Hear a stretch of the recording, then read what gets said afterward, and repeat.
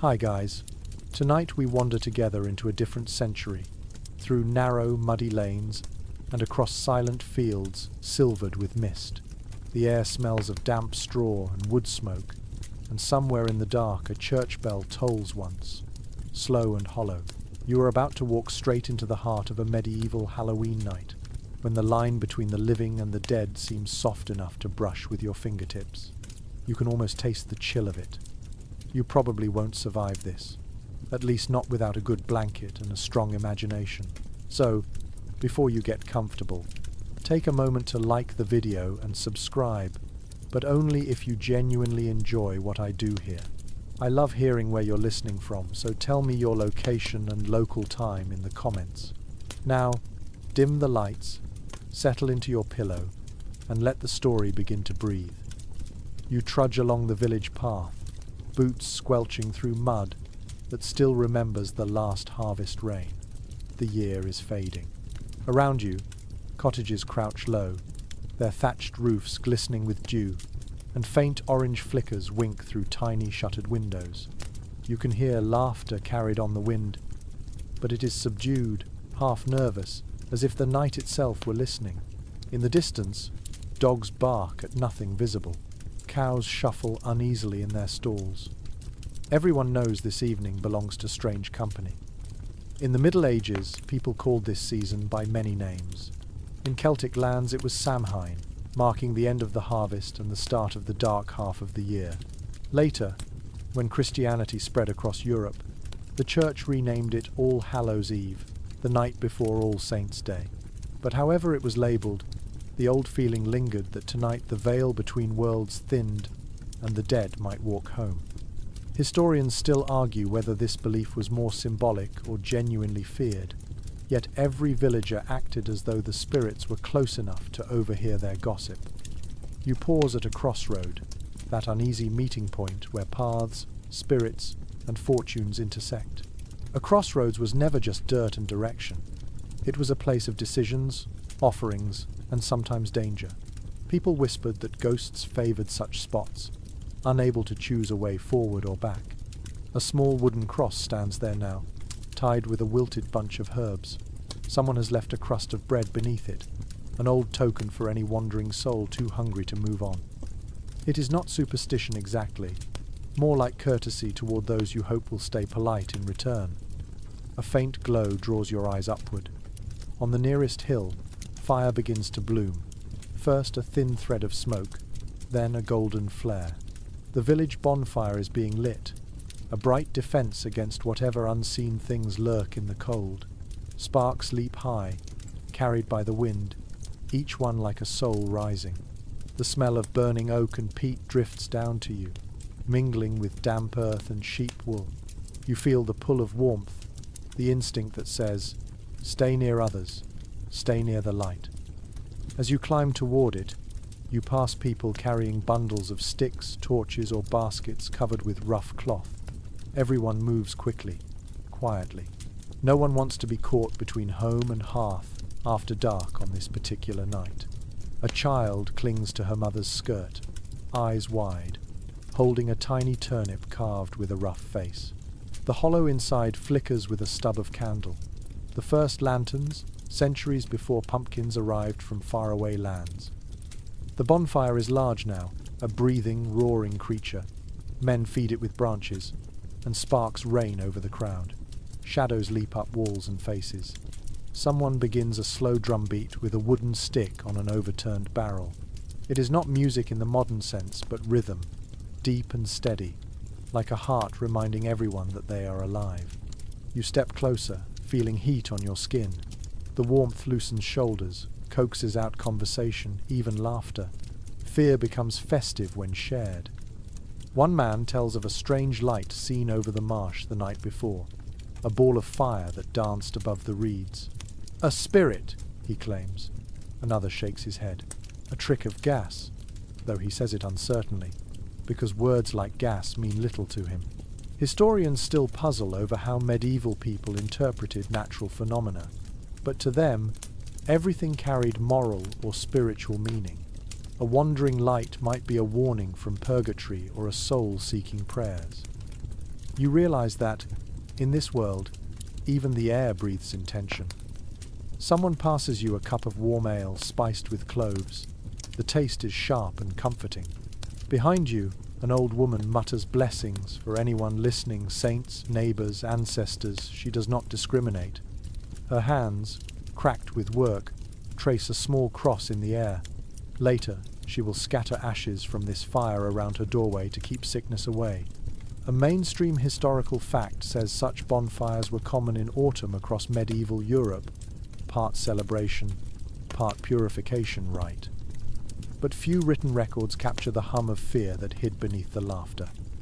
From the far side of the crowd comes a different sound, a shriek of playfulness. A group of youths have draped themselves in ragged cloaks, faces smudged with soot, pretending to be wandering spirits. They chase children who squeal and hide behind skirts. It is harmless fun, though not everyone laughs. One elderly man makes the sign of the cross, muttering that the dead do not like mockery. Yet even he stays to watch, perhaps remembering when he ran through the night doing the same. Above you, the sky deepens into violet and indigo. Stars blink open, shy at first, then bold. The moon rises swollen and pale, a silent spectator. For a moment, everything feels balanced, the fire and the dark, fear and festivity, death and life. You understand why people keep returning to this ritual year after year. It gives shape to the unknown. It makes the invisible visible, even if only through flame and story. You step back from the fire, letting the heat fade. The crowd begins to shift, some heading home, others lingering to dance or tell more tales. The night is still young, and beyond the hill, more mysteries wait, songs, masks, charms, and secrets whispered to the wind. But for now, you simply breathe. The smoke carries a faint sweetness of apples and hay. The ground feels firm beneath your boots. You are here, alive, and the world, though full of shadows, is still beautiful. You glance once more at the fire. Sparks drift upward, fading into the vast dark like tiny prayers. Tomorrow the ashes will be scattered, the fears tucked away until next year. But tonight, as the flames crackle and laughter mingles with the rustle of wind through the reeds, you sense something ancient stirring, something older than religion, older than history itself, the human need to face the dark and find light within it. You stand by the fading bonfire, its glow sinking into embers, and your thoughts drift toward where all this began. The celebration feels ancient, older than the village itself, older perhaps than the church bell echoing in the valley. Long before anyone called this night Halloween, farmers and shepherds in the misty hills of Ireland, Scotland and Wales honoured something called Samhain. It marked the very edge of the year, when summer's labour ended and winter's long hunger began. People of that age did not divide time into months and dates like we do.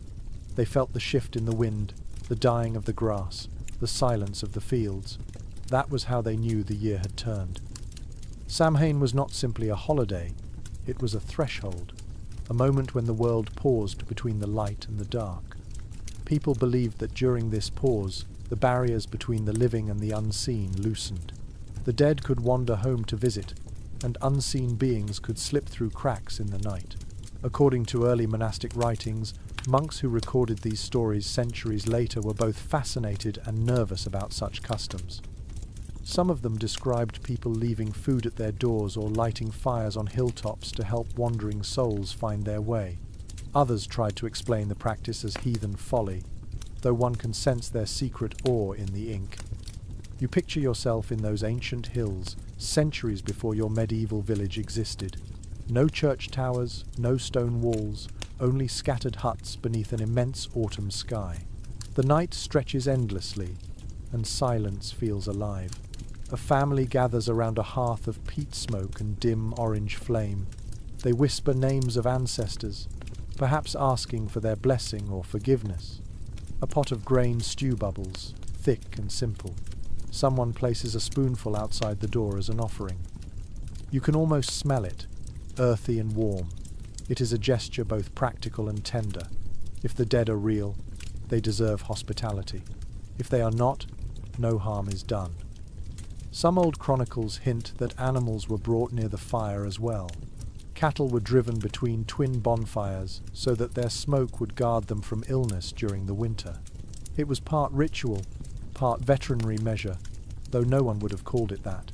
Ancient practices often blended faith and practicality until the two became indistinguishable.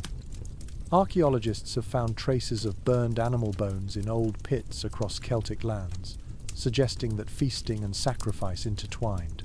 Whether these were offerings to spirits or simply the remains of a communal meal is still a matter of academic disagreement. The idea of Samhain did not vanish when Christianity took root.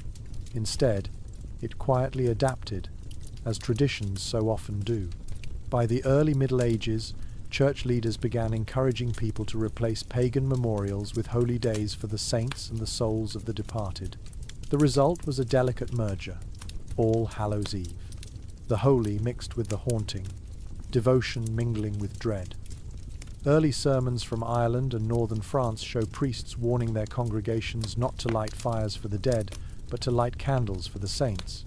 Yet, as one monk dryly noted in his margin notes, the people light both. The persistence of old beliefs was not just rebellion, it was comfort. Villagers understood the pattern of the year through these customs. When crops were gathered and daylight shrank, they wanted reassurance that life would return. Samhain, and later Halloween, offered that promise.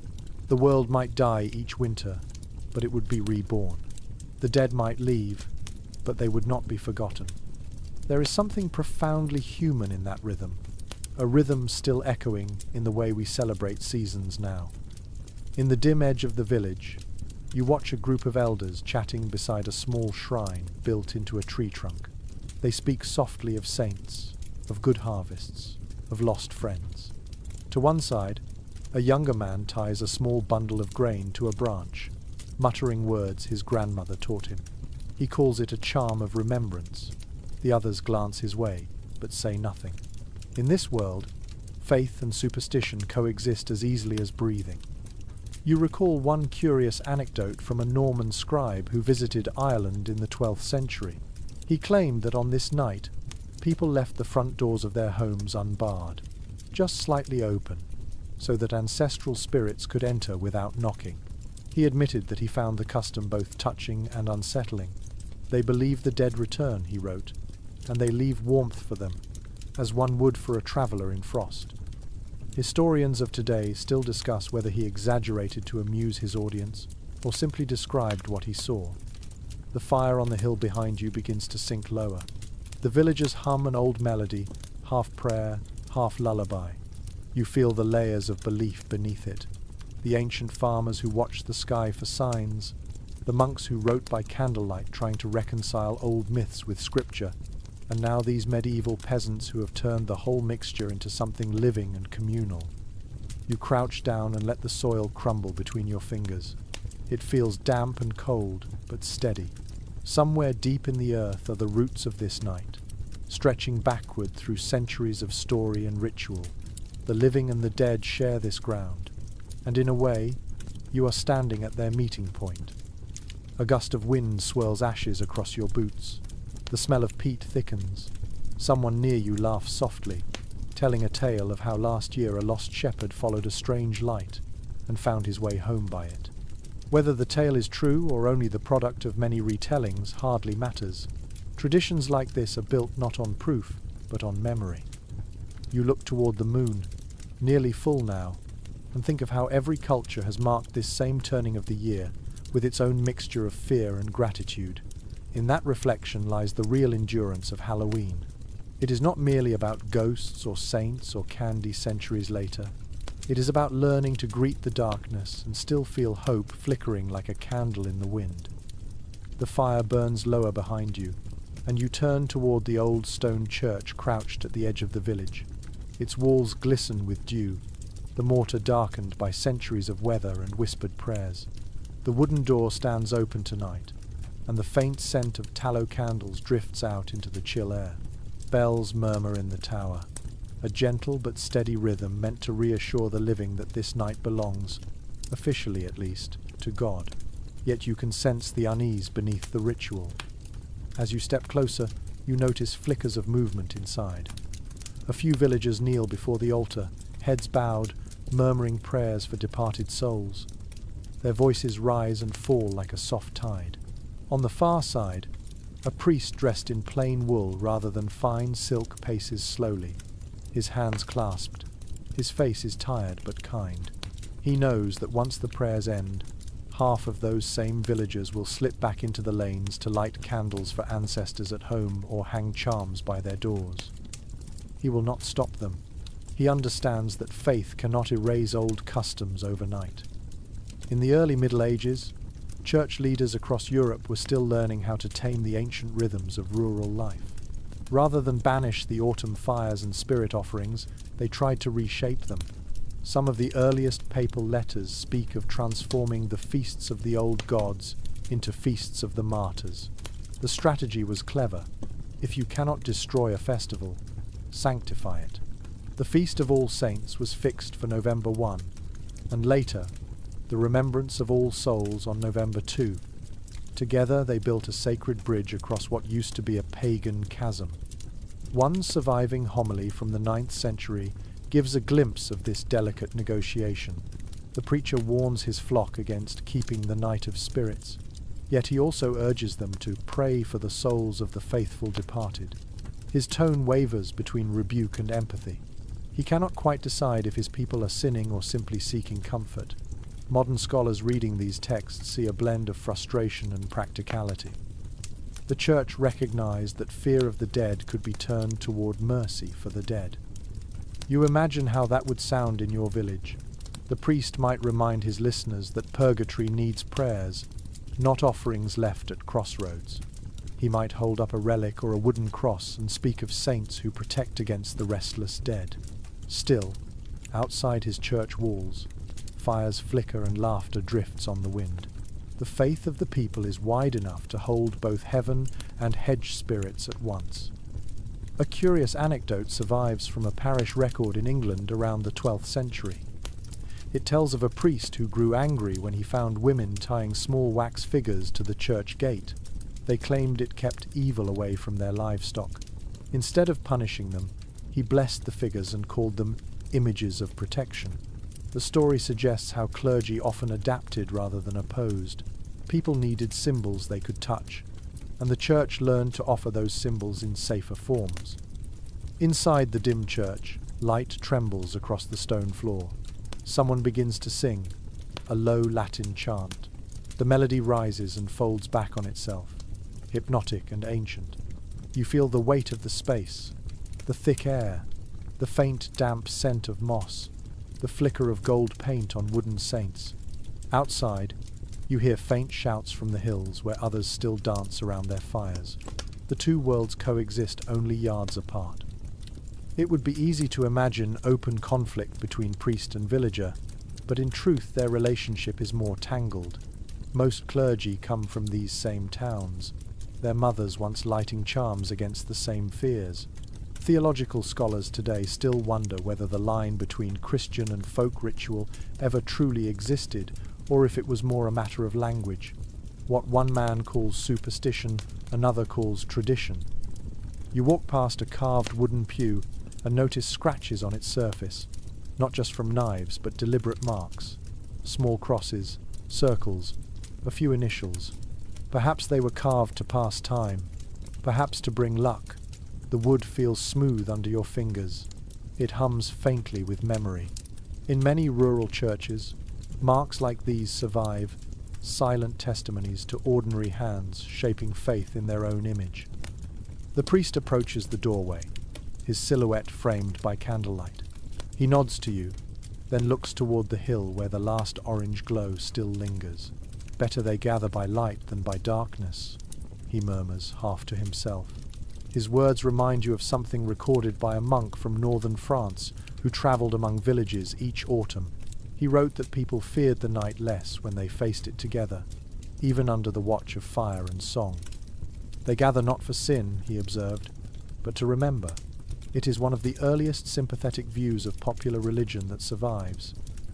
As the chanting fades, the villagers slowly leave the church. Some cross themselves at the door, Others clutch a small handful of holy water to sprinkle on their thresholds. One woman tucks a candle stub into her cloak, whispering that it will burn in her window for her husband lost at sea. Her faith is personal, intimate, a blend of church teaching and private hope. You step out again into the night. The air feels colder now, the stars sharper. Smoke drifts low from chimneys.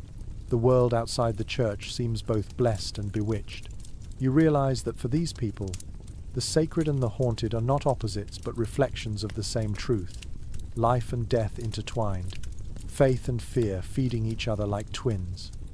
The bells toll once more, their echoes rolling through the fields. You stand listening until the last note fades into silence. Somewhere in that quiet hum of the medieval night, you sense a balance being kept, not by theology alone but by human need. The villagers may pray by candlelight and feast by fire, but in both acts they are reaching for the same thing, a little light against the darkness. You leave the church behind, its bells fading into the fog, and walk toward the hills where the bonfires rise again. The glow paints the night in trembling orange, a kind of living heartbeat across the darkened countryside. Each flame flickers like a small sun, and the air carries the rich scent of smoke, pine, and damp grass. You can hear laughter mixed with the crackle of burning wood. This is the heart of the night, the gathering that pulls everyone together. Villagers have carried timber and brush for days, saving the largest logs for this moment. The bonfire is more than light and warmth. It is protection. People say that fire keeps the wandering souls at bay, the same way it drives wolves from the forest edge. A parchment written by a cleric in the early 13th century notes that country folk kindle their great fires upon the hills, believing their glow to blind the spirits of wickedness. It is both an observation and a hint of disapproval, though one suspects the writer was secretly moved by the sight of it. You draw closer, and the air grows thick with heat. Sparks whirl upward, carried by the wind like tiny stars escaping gravity. Children chase them, laughing until their parents pull them back, warning of burned fingers. The flames make shadows leap across faces, turning every person into a shape of gold and darkness. The sound is soothing in its own wild rhythm, a crack and sigh of burning branches that makes conversation pause and resume like a tide. Someone tosses a bundle of herbs into the flames. It flares green for a second and fills the air with a sharp, resinous scent. A man near you nods approvingly, saying the smoke will keep away sickness in the coming months. An old custom like this survived for centuries. People believed that walking around the fire or passing animals between twin blazes would drive out misfortune. Records from Scotland describe similar rites performed well into the late Middle Ages. The church might frown, but no one risks angering the invisible. You step back as a gust of wind shifts the smoke toward you. It stings your eyes, and for a moment, shapes seem to form inside it. You think of how many generations have stared into this same brightness, seeing not only fire but stories. A curious entry from a Welsh chronicler claims that villagers could read omens in the sparks, each direction of flight foretelling good or bad fortune. Whether that was ever truly believed or simply a tale to pass the time, no one can prove. The night hides its own truths. The bonfire becomes a stage. Young men leap across its edge to prove courage, while girls toss nuts into the flames, watching to see whether they burn steadily or burst apart. The way the nuts behave is said to reveal the strength of a sweetheart's love. Even the priest who spoke so sternly earlier in the evening smiles faintly when he sees this game. He pretends not to notice. After all, people need their small hopes. Someone begins to sing a local ballad, the kind passed down from grandmother to granddaughter. The words are about the harvest, but the tune carries something older, something that hums of twilight and the sea. A few others join in, and soon the song blends with the sigh of the fire, until it is impossible to tell which sound began first. Music has always been a kind of magic, a way of steadying the heart when the world turns strange. As the night deepens, more fires appear on distant hills. From your vantage point, You can see them dotting the horizon like stars fallen to earth. A traveller might think the land itself was alight. In parts of Ireland, old poems describe how each community's blaze was a signal to the next, a chain of light across the countryside. One medieval account even hints that people carried embers home from these fires to reignite their own hearths, symbolizing the renewal of life for another year. Some historians suspect this detail was exaggerated by later writers, but the image lingers because it feels true. You move closer again, warming your hands. The faces around you are soft with tired joy. Someone pours cider into wooden cups, passing them down the line. The drink tastes of apples and smoke. For a moment, you feel part of something timeless. This same fire has burned for countless generations, in one form or another, across fields, villages, and even city courtyards. An old man tells a story of a year when the fire refused to catch. The people grew frightened, thinking the dead had claimed the night for themselves. He laughs as he tells it, but his eyes glint in the light, and you sense the memory still unsettles him. Legends often live in that uneasy space between humour and fear. Perhaps it was only wet wood that night, or perhaps it was something more mysterious. No record can say. You notice a circle of villagers tossing handfuls of grain into the fire while murmuring short blessings. The sound is rhythmic and soft, almost like rain. The practice, one fragment of an agricultural blessing, was meant to ensure next year's crops.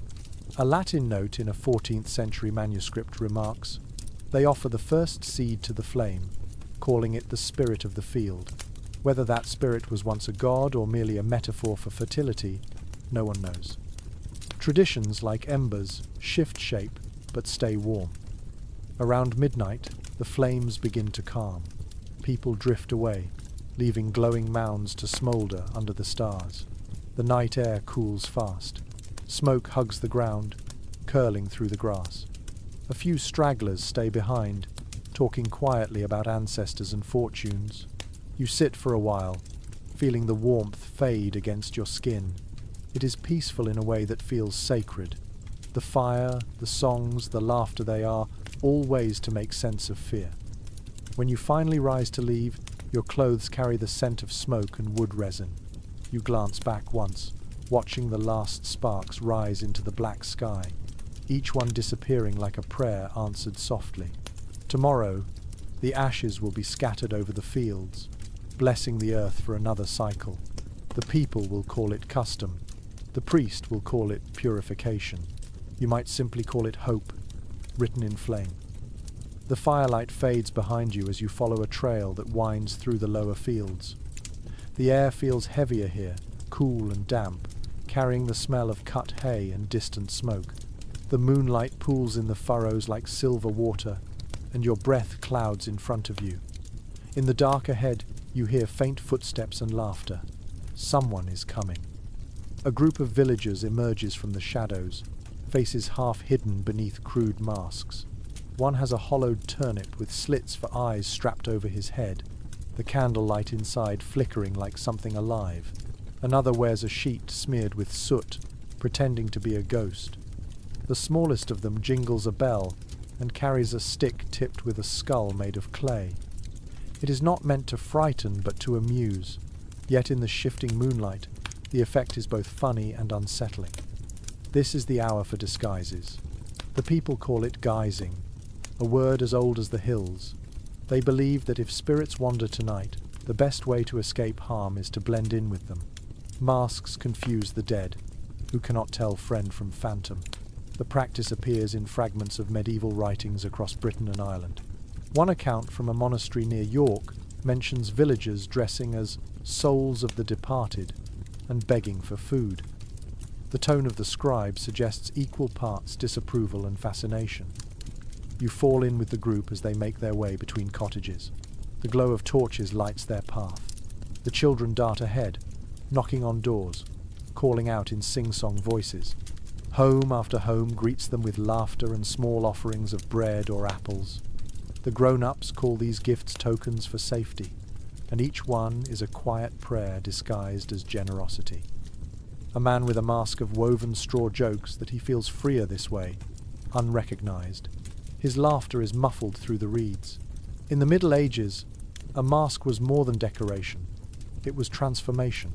To wear another face was to step briefly outside one's own identity, to mock fear itself. Folklorists who study these old customs still discuss whether such disguises began as playful mimicry or as genuine magical defense. The truth probably lies somewhere between. As the night deepens, the mischief grows bolder. Two boys switch the sign outside the alehouse, turning it upside down. Another group fills a widow's water pail with leaves. The mischief is harmless, though one villager mutters that every prank invites a spirit's attention. In some regions it was said that those who caused too much trouble might find their doors marked with soot by dawn. No one can explain who does the marking. A curious story survives from the town of Perth in Scotland, written in the margin of a civic record. It describes a spirit play performed each All Hallows Eve, where masked villagers acted out the meeting of the living and the dead. The performance ended with a mock chase through the streets, followed by laughter and feasting. It reads like both carnival and exorcism. Some historians interpret this as an early form of theatre, others as ritual meant to protect the town. No one fully agrees. You stop before a cottage where a woman stands in the doorway, smiling at the geysers. She hands each child a small cake marked with a cross. The cakes are rich with nutmeg and honey.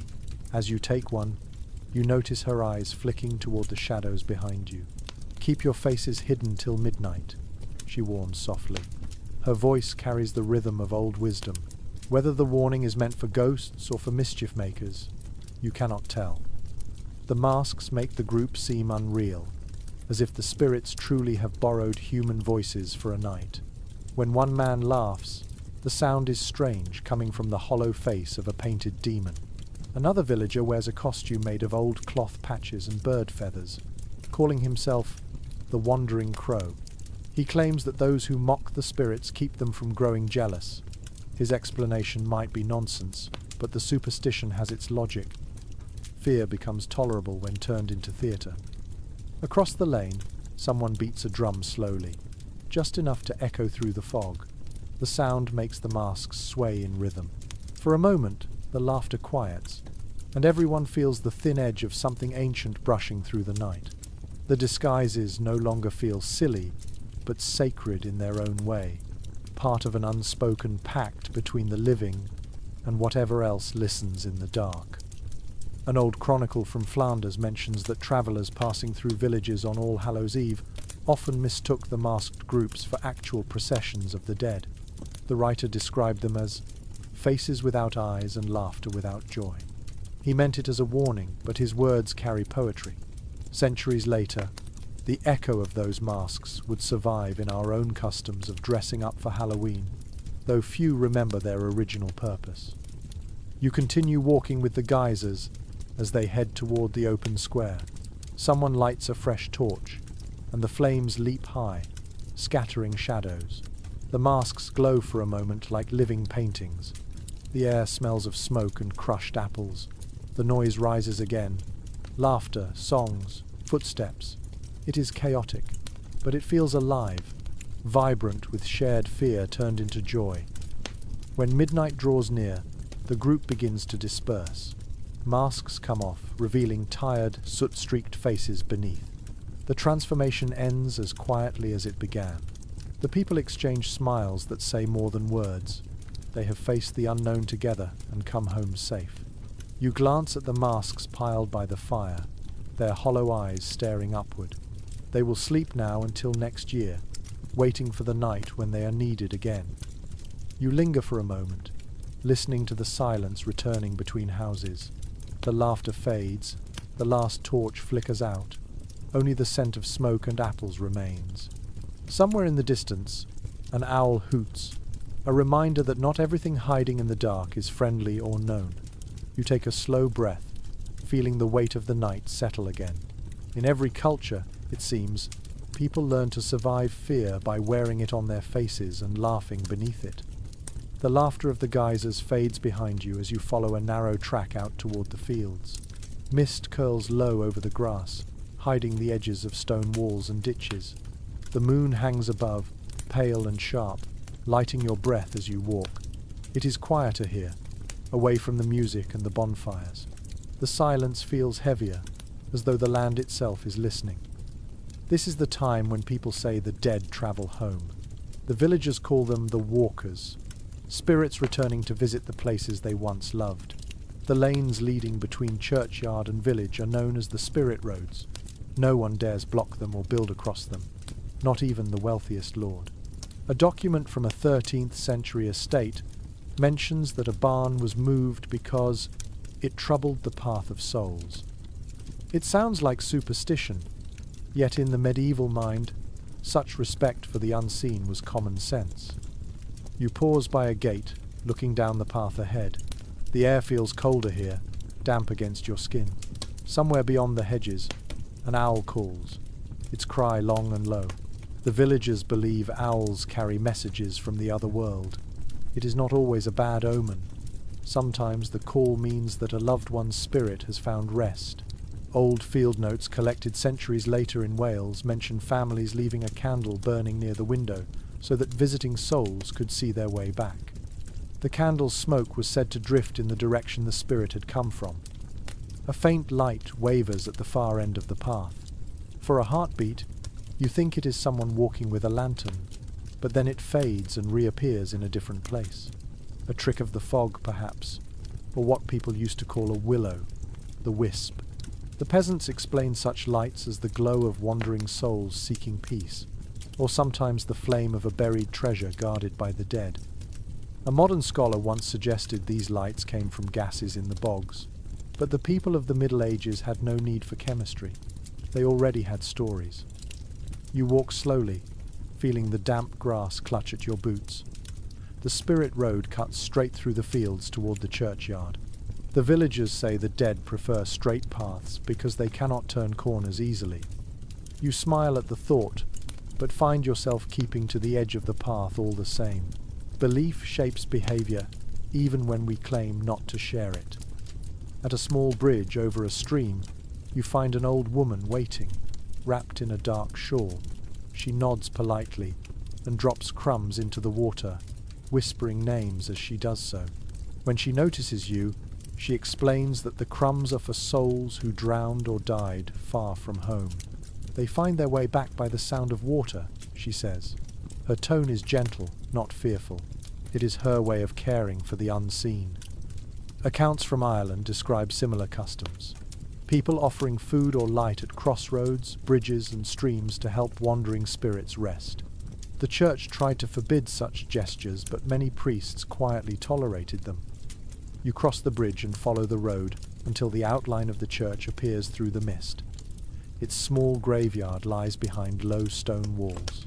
Candles glimmer between the headstones, each one placed by someone remembering a name. The air here smells of wax and damp grass. A few villagers stand silently, some praying, others only watching the flames. It is not mourning exactly. It feels more like conversation, the living and the dead speaking across a narrow distance. A local legend says that if you walk the spirit road at midnight without fear, you might hear the voices of those who passed away that year. Some say they whisper your name as a blessing. Others claim they call you to join them. No record proves such tales, but they continue to be told wherever autumn nights grow long. There is comfort in believing that love does not end with breath. You kneel beside one of the candles.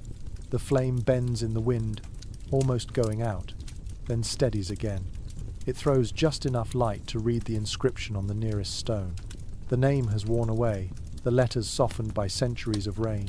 Someone has left a small sprig of rosemary there. You know that rosemary is for remembrance, a symbol used even in church rites. Whether the hand that placed it followed faith or folklore, the act feels pure. From the direction of the fields, faint music drifts toward you, the echo of distant pipes. The living are still celebrating, but here the night is slower, quieter. It feels suspended between worlds. You imagine the souls walking the spirit roads now, drawn by the warmth of home. Some enter through unlatched doors to rest beside the hearth for a moment, invisible but near. Others linger by the thresholds, content just to see familiar faces. In some regions of Europe, people placed chairs by the fire and left bread and milk on the table for these ghostly guests. Chronicles from Normandy mention families whispering, "Sit and be comforted," before going to bed. Whether or not the spirits ever came, the gesture itself speaks of compassion. The living comfort themselves by comforting the dead. You rise and turn back toward the village. The mist begins to thin, revealing faint silhouettes of cottages and the faint red glow of hearths. Behind you, the candles in the graveyard flicker like a constellation. It is easy to see why this night still captures imaginations centuries later. It is not about horror, but about connection. The medieval mind did not separate life and death the way we do. They shared the same world, different rooms in the same house. As you walk, the path seems softer underfoot, as though the earth remembers every footstep ever taken upon it. You feel the strange calm that follows fear, the sense that being aware of the dead makes life itself more vivid. Somewhere in the distance, another candle is lit, another prayer whispered, another crumb dropped into water. The night belongs to everyone, visible and unseen. By the time you reach the village, the mist is lifting. The stars shine brighter, and the fires burn lower. You glance once over your shoulder at the path, half expecting to see movement there. There is nothing, only the shimmer of moonlight on wet grass. Still, you whisper a quiet good night to whatever might be listening, because in this world, courtesy extends beyond the living. By the time you return to the village square, the fires have burned down to soft beds of ash. The air feels warmer now, thick with the scent of baked bread, honey and smoke. From the open doors of cottages comes the sound of clinking dishes and gentle laughter. This is the hour for sharing food, and tonight the table is not set for the living alone. You step inside a low house where lamplight flickers against the walls. A round loaf sits cooling on the wooden table. Its top is marked with a small cross, and beside it rests a bowl of apples and nuts. The woman of the house smiles when she sees you looking. "For the souls," she explains softly, breaking the loaf in two. She hands you a piece still warm from the oven. The flavor is sweet and spiced with cloves. The villagers call these little loaves soul cakes. Records from the 14th century mention this custom in England and parts of Ireland, when people baked small round cakes on All Hallows' Eve to give to the poor in exchange for prayers. A simple rhyme survived into later centuries. A soul cake, a soul cake. Have mercy on all Christian souls for a soul cake. Though the rhyme belongs to later memory, it captures the same feeling. Each cake is a quiet bridge between the living and the departed. Children and beggars move from house to house, carrying baskets and singing for the dead. Their voices rise through the mist, high and bright. Some call this souling, a kind of spiritual trade. The giver earns a prayer, the receiver earns a blessing. It may seem transactional, yet it binds the village together. In a world where life is fragile and winters are long, a shared ritual of remembrance is more than kindness. It is survival. A curious detail appears in a parish account from Shropshire, describing how solars sometimes wore small bells on their wrists to keep the dark company away. It is a sound you can almost imagine, tiny, hopeful chimes echoing through lanes lined with thatched roofs. The church encouraged the custom because it turned superstition into charity, but the villagers never quite forgot its older meaning. The cakes were not only for Christian souls, they were for all souls. You watch a child hold out his hand for a cake. His face glows with firelight, crumbs already dusting his chin. Behind him, an old man mutters a blessing for the dead of his family. "For my wife, for my brother," he whispers, as if speaking through time. The house fills with warmth that feels deeper than heat. Everyone eats, laughs, and remembers. This is not mourning, but communion. Outside, more groups of singers pass by. Their voices blend into a patchwork of tunes. The air hums with them. Someone nearby plays a small pipe, and the rhythm of footsteps on the packed earth sounds like a heartbeat beneath it all. You step out and follow them for a while, letting the music pull you through the dark. In one corner of the village, a few travelers sit beside a fire of their own. They are strangers, passing through on the way to another town. A villager approaches and offers them cakes as well. The eldest traveler accepts with gratitude, pressing a coin into her hand. "For your ghosts and mine," he says. The phrase feels old, older than either religion or superstition. Every traveler carries memories behind them like invisible company. Chroniclers of the age noted that this night blurred the lines between giving to the poor and feeding the dead. To feed one was to bless the other. The act made the unseen world feel closer, kinder. Some believed that every soul cake given and every prayer spoken shortened the time a loved one spent in purgatory. Others thought it simply brought good fortune for the year ahead. The reasoning mattered less than the shared hope behind it. As the night stretches toward its quiet hours, you pass another cottage where a family sits together in silence. A single candle burns in the center of the table, beside an untouched plate of bread. No one speaks. The candle flame trembles each time the door opens, as though acknowledging something unseen. The father notices your glance and nods. "For my mother," he says quietly. It is all the explanation you need. Scholars examining household records from the period find that this kind of private offering was nearly universal, from peasant huts to noble halls. It served as both remembrance and reassurance. To eat together, even symbolically with the dead, reaffirmed the continuity of family. The custom persists in echoes even now, in candles lit for loved ones or empty chairs kept at festive tables. The human heart keeps finding ways to remember. A gentle rain begins to fall, soft as breath. The smell of baking and smoke mingles with the scent of wet earth. You walk through it slowly, passing houses where flickering candlelight glows through the cracks in shutters. In some windows, small loaves still cool on the sill. In others, only shadows move. The whole village seems wrapped in a hush of peace and memory. At the far edge of the square, the priest stands under the eaves, watching the solars pass. He looks weary, but content. You catch the faint trace of a smile as he whispers to no one in particular, "If love brings the dead to our door, then let it." His words hang in the damp air like a benediction. The night feels gentler now, the darkness less absolute. You think of all the loaves baked tonight, all the prayers whispered, all the names spoken softly into the smoky air. Somewhere, perhaps, the souls they were meant for drift close enough to listen. The living may never know for sure, but maybe certainty is not what matters. The ritual itself, the giving and the remembering, is enough to keep the world stitched together for another year. The rain eases before dawn, leaving the village washed in mist and quiet. You walk through the narrow lanes, hearing only the soft drip of water from thatched roofs and the faint hiss of cooling hearths. Most people have gone to bed, but a few shapes still move in doorways, setting small charms in place before sleep. It is the hour when the last bits of courage are gathered, when those who believe in protection whisper their final words to the night. You stop beside a cottage where a woman presses a rowan branch above her doorframe. The red berries gleam faintly in the candlelight. She notices you watching and smiles. "Keeps the restless ones out," she says simply.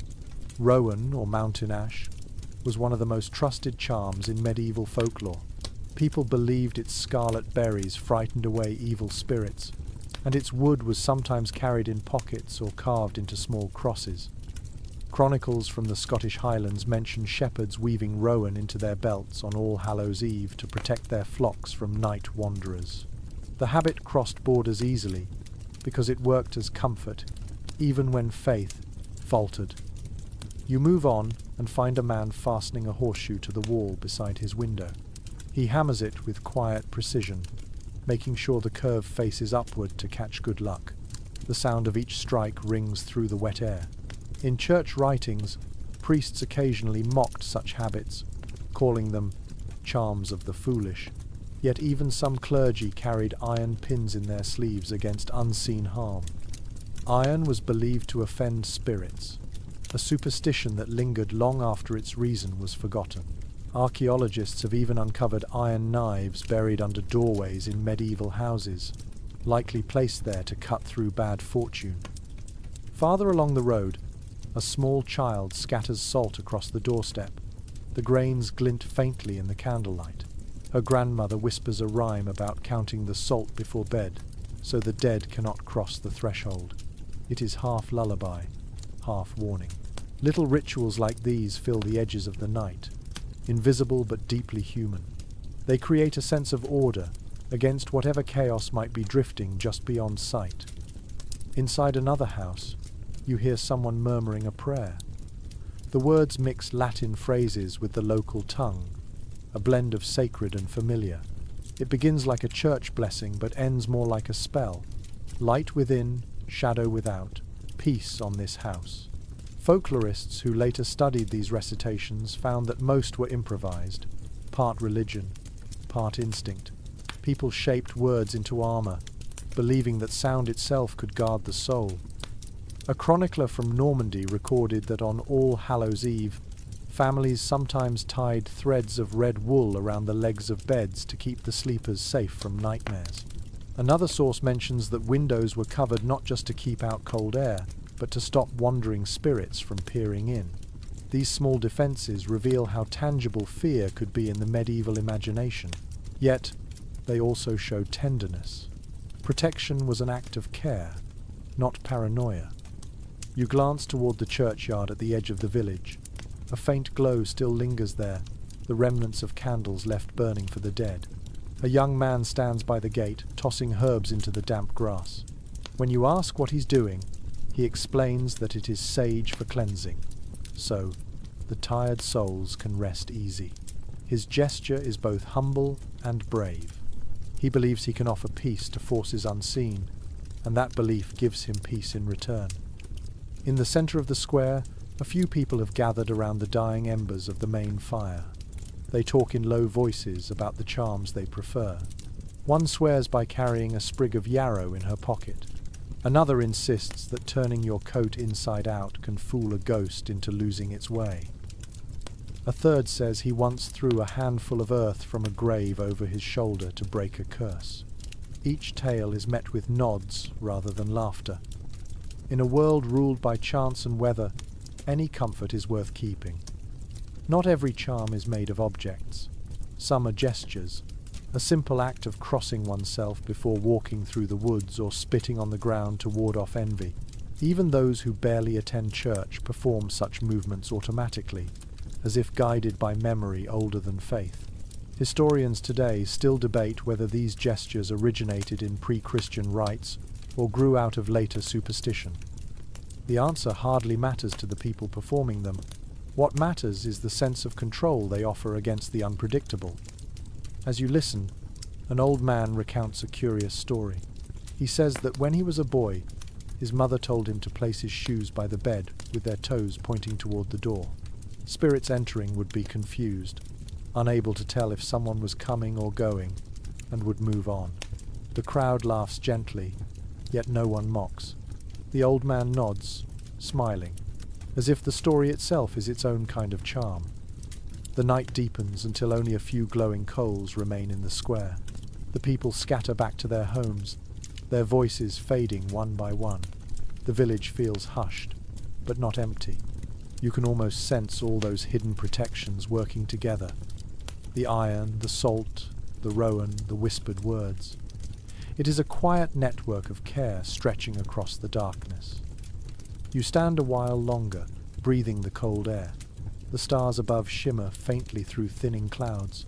For a moment, you imagine seeing the world as a medieval villager did. Every breeze might carry blessing or danger. Every sound might be a message. It is not a world of ignorance, but one of intimacy. Nature, faith, and fear are woven tightly together. When you finally head back to your lodging, your boots splash through puddles that glisten like melted silver. The village sleeps now, guarded by the humble faith of charms. Somewhere inside each home, people dream under the protection of salt and iron, prayers and hope. Whatever ghosts wander outside, they find no welcome here tonight. only kindness wrapped in caution. The air grows colder as the hours drift toward midnight. The village has fallen into a deep hush, broken only by the rustle of wind through the hedges and the soft lowing of cattle from distant barns. You follow the sound, drawn by curiosity and by the faint glow of a lantern swinging near a stable door. Inside, the smell of hay and warm breath greets you. A farmer stands among his animals, speaking softly to them as though they could understand. He notices you and smiles. "Best to keep them calm," he says, patting the flank of a cow. "Spirits unsettle beasts quicker than men."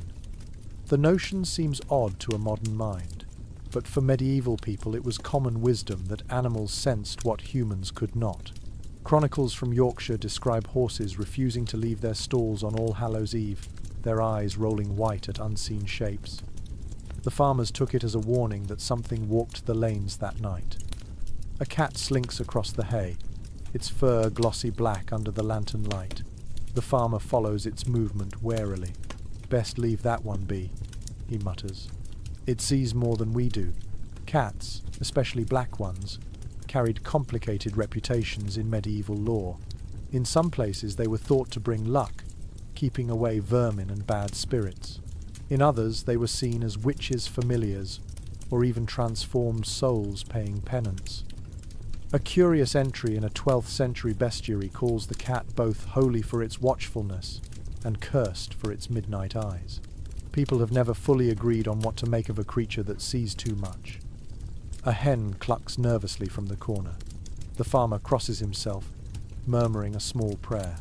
He explains that if a rooster crows between midnight and dawn on this night, it means the spirits are wandering too close. A folk belief from Brittany claimed that when the cock crowed early, the dead were driven back to their graves. It is easy to imagine how comforting that sound must have been in the darkness. Even the smallest creatures became guardians in their own way. You step closer to the door and look out across the fields. The mist moves like slow water over the ground. Somewhere far off, you hear the faint bark of a dog. In medieval thought, dogs occupied a strange middle space between the holy and the haunted. They were companions of the living, but also believed to follow souls along the spirit roads. A scholar once noted that village records often mention dogs whining or howling at midnight during All Hallows Eve, taken as signs of invisible processions. Some claimed these animals could see the dead walking. Others insisted they only sensed storms. The truth was less important than the comfort of believing the animals were watchmen over both worlds. The farmer tells you of an old custom he still keeps.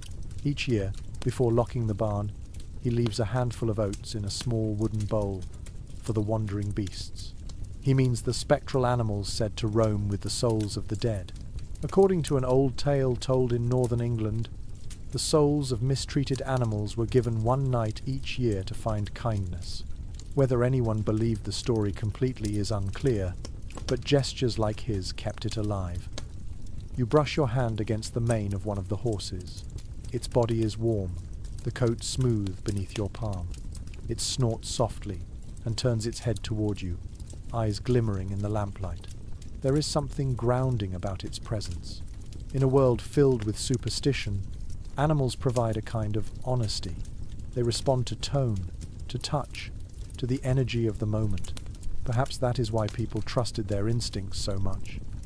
The farmer chuckles and tells another tale, one passed down from his grandfather.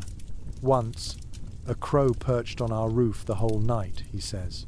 "Wouldn't move, not even when we threw stones. My mother said it carried a soul too heavy to fly." The image stays with you. Crows and ravens have long been symbols of mystery, often associated with prophecy.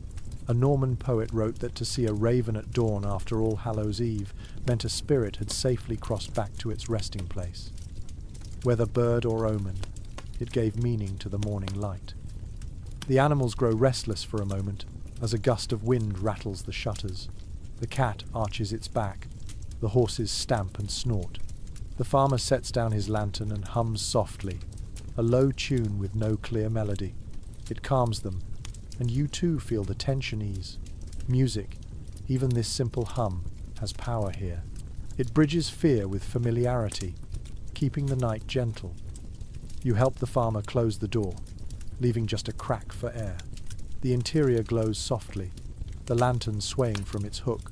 Before you leave, he sprinkles a few drops of blessed water along the threshold, a habit he learned from his father. No harm in asking Heaven's eye to watch, he says. Such small actions show how seamlessly faith and folklore coexist. No one sees contradiction in blessing a barn and tying Rowan at the same door. Both mean safety. Outside again, the fields shimmer with dew. A faint trail of smoke rises from the village beyond, and the moon glows through thinning clouds. You walk a short distance before turning back to glance at the barn. Through the gap in the door, a soft golden light still shines.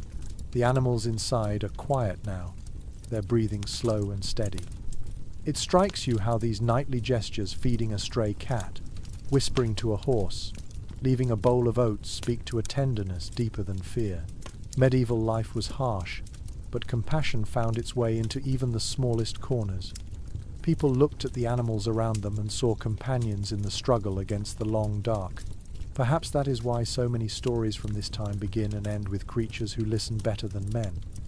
The wind shifts, carrying the faint scent of wet hay and wood smoke. You pull your cloak tighter and head back toward the square, feeling oddly comforted. Behind you, the barn creaks softly, as if sighing into sleep. The animals rest, the charms hold, and the night goes on, neither wicked nor kind, simply alive.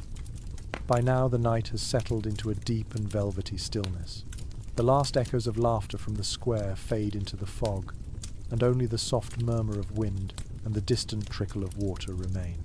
You follow the scent of roasted meat and fresh bread toward one of the larger cottages on the edge of the village. Its windows glow faintly, and smoke rises from the chimney in a slow spiral. Inside, you find a feast still waiting for anyone awake enough to enjoy it. The warmth is immediate, wrapping around you like a blanket. A family sits at a long wooden table, the surface crowded with trenchers, apples, bowls of nuts, and a jug of ale. Yet there is something unusual here. One extra place has been set, complete with plate and cup, though no one sits there. A single candle burns beside it, its flame bending gently toward the empty chair. The father notices your gaze and nods with quiet reverence. For those who come home tonight, he says. This act, setting a place for unseen guests, was common throughout medieval Europe. In Ireland and Wales, people called it the Meal of the Dead. It was both an offering and an invitation, a sign of hospitality toward ancestors believed to visit on All Hallows' Eve.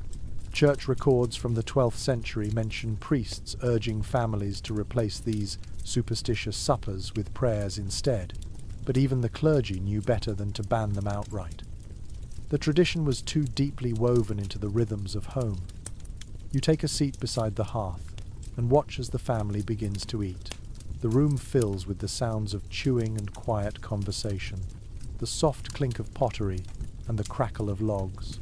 The mother ladles stew into wooden bowls, and steam rises carrying the scent of onions and barley.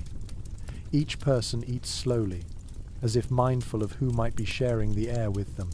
From time to time, they glance toward the empty chair, and the candle flickers in response as if listening.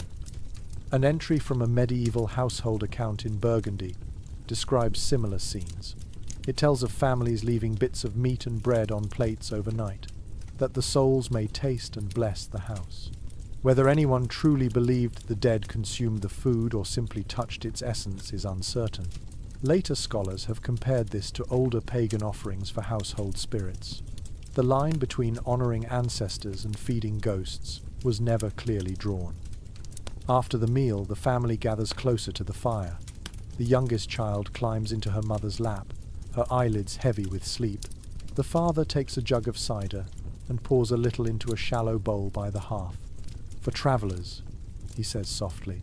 It is not clear whether he means travellers of flesh or spirit, but his tone suggests it does not matter. To share warmth is to keep fear away. The fire burns low, glowing red at its centre. The father begins to tell a story, one that his own father told him. It is about a man who forgot to leave a light burning for his ancestors one All Hallows Eve. That night, his house grew colder and colder until he heard knocking on the window. When he opened the shutter, he saw no faces, only the shapes of hands pressed against the frost. The next morning, he found a single candle on his doorstep, still burning. He never forgot again. The family listens, their faces lit by the orange glow, each expression a mix of awe and comfort. You sip from a cup offered to you, the drink warm with cinnamon. Outside, the wind sighs against the shutters. Somewhere beyond, a dog barks once and then quiets. The candle beside the empty chair flickers but does not go out. The mood in the room feels balanced between joy and solemnity, as if everyone understands they are sharing time with both the living and the remembered. A traveller's account from the Rhineland mentions that families who set a place for the dead also sprinkled flour in front of the hearth to see if any footprints appeared overnight. If small marks were found in the morning, they took it as a blessing. If nothing showed, they said the spirits had found rest.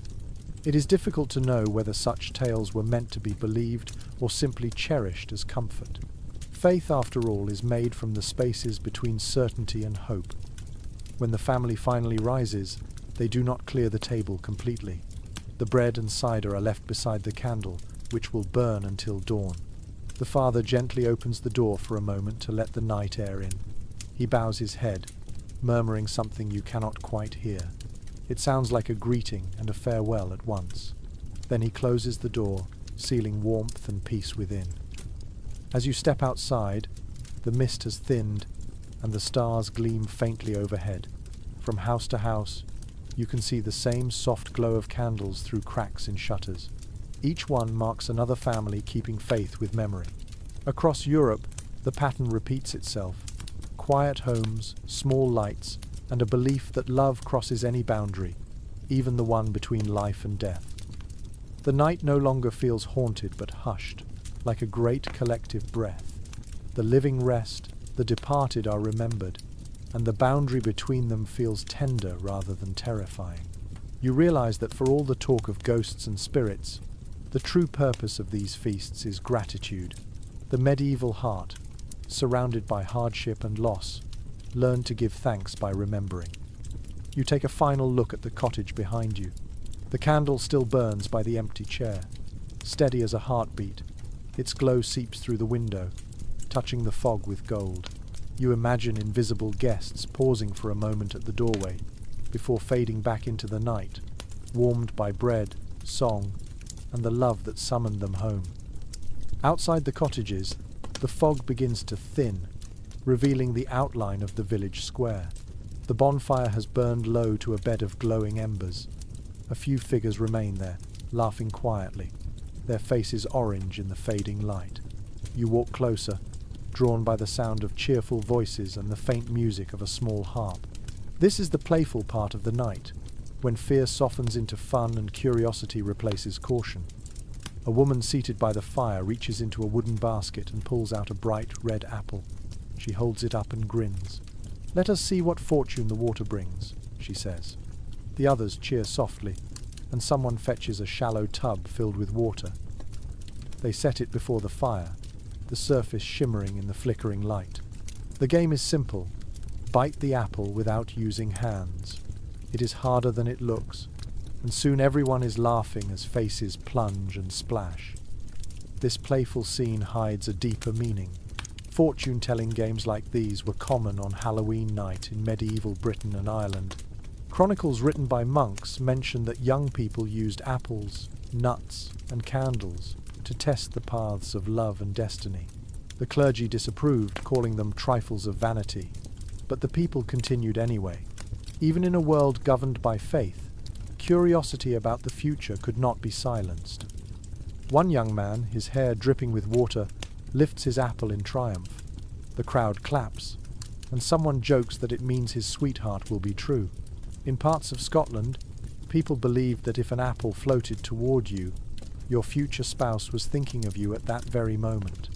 Such ideas sound quaint now, yet they reflect how closely medieval life tied hope and superstition together.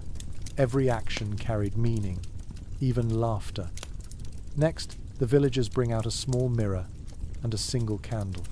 A girl sits before it, cheeks flushed with both warmth and nerves. "If I look without blinking," she whispers, "I will see his face." The flame wavers, and the others fall silent. She stares into the glass for a long moment before gasping softly and covering her eyes. "I saw something," she says, though whether truth or imagination no one can say. People around her nod knowingly. "Best not speak of it," an older woman advises. The vision fades if named. The belief that one could glimpse a future lover in a mirror or in the reflection of water appears in several medieval poems and ballads. One particularly old verse from Ireland tells of a girl who gazed into a well on Halloween night and saw the shadow of the man she would marry. Scholars still debate whether such tales originated from earlier pagan divination rituals or were purely romantic inventions of the later Middle Ages. Whatever their origin, they lingered in the popular imagination for centuries. An old man by the fire suggests another test. He tosses 2 nuts into the embers, naming them for a courting couple. If the nuts burn together, love will last. If they crack apart, the pair is doomed to drift away. The crowd leans forward, watching the flames with the same intensity others might give to scripture. The nuts sputter, pop, and then settle close together, glowing quietly side by side. A cheer rises, and the old man laughs. "See, even the fire blesses them," he says. Some researchers who study folklore have noted that these simple games offered more than entertainment. They gave people permission to express feelings in a world where marriage was often a matter of arrangement rather than affection. Under the cover of superstition, laughter, and a bit of cider, young villagers could flirt without scandal. The rituals of play became a language of their own. Nearby, a woman places a handful of apple peels into a bowl of water and spins them with a stick. The letters formed by the floating peels are said to reveal the initials of one's true love. She squints, then laughs aloud when she sees something that might resemble an M. "Martin the Miller," someone teases, and everyone bursts out laughing again. The teasing is gentle, the kind that builds closeness rather than shame. Through it all, the fire glows brighter, as if feeding on the energy of the crowd. Sparks drift upward and vanish into the sky. The smell of wet earth mixes with the sweet scent of apples. The warmth on your face feels comforting, almost hypnotic. Around you, the line between divination and celebration blurs. These people are not calling on dark forces, but on the playful side of fate, seeking reassurance that tomorrow will hold love and light. One girl tosses a handful of barley into the flames and whispers a wish. The grains spark and hiss before disappearing. "So the spirits know what to send," she explains. It is not fear that moves her, but hope. Even the smallest act feels connected to the larger rhythm of the year, the dying harvest, the coming winter, the endless turn of loss and renewal. As the night deepens, the games slow.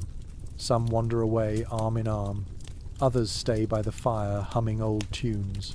The laughter grows softer, melting into the gentle crackle of burning wood. You watch the reflections of the flames in the puddles at your feet, each ripple stretching and bending the light. The world feels dreamy, caught between memory and possibility. In the end, what survives of this night is not just the food or the fire, but the way people use both to face uncertainty. When life is harsh and the future unpredictable, a little magic, even in play, becomes necessary. It turns fear into a question instead of a curse. And perhaps that, more than anything, is what keeps people gathering around the fire year after year to ask the night for a glimpse of hope and to laugh, no matter what it answers. The laughter of the apple games fades into the misty dark, and you find yourself drawn toward the edge of the village again. The air has grown cooler, almost brittle, and a thin veil of smoke still drifts over the fields. Somewhere ahead, a burst of shouting breaks the quiet, followed by a ripple of laughter. It sounds mischievous, not cruel.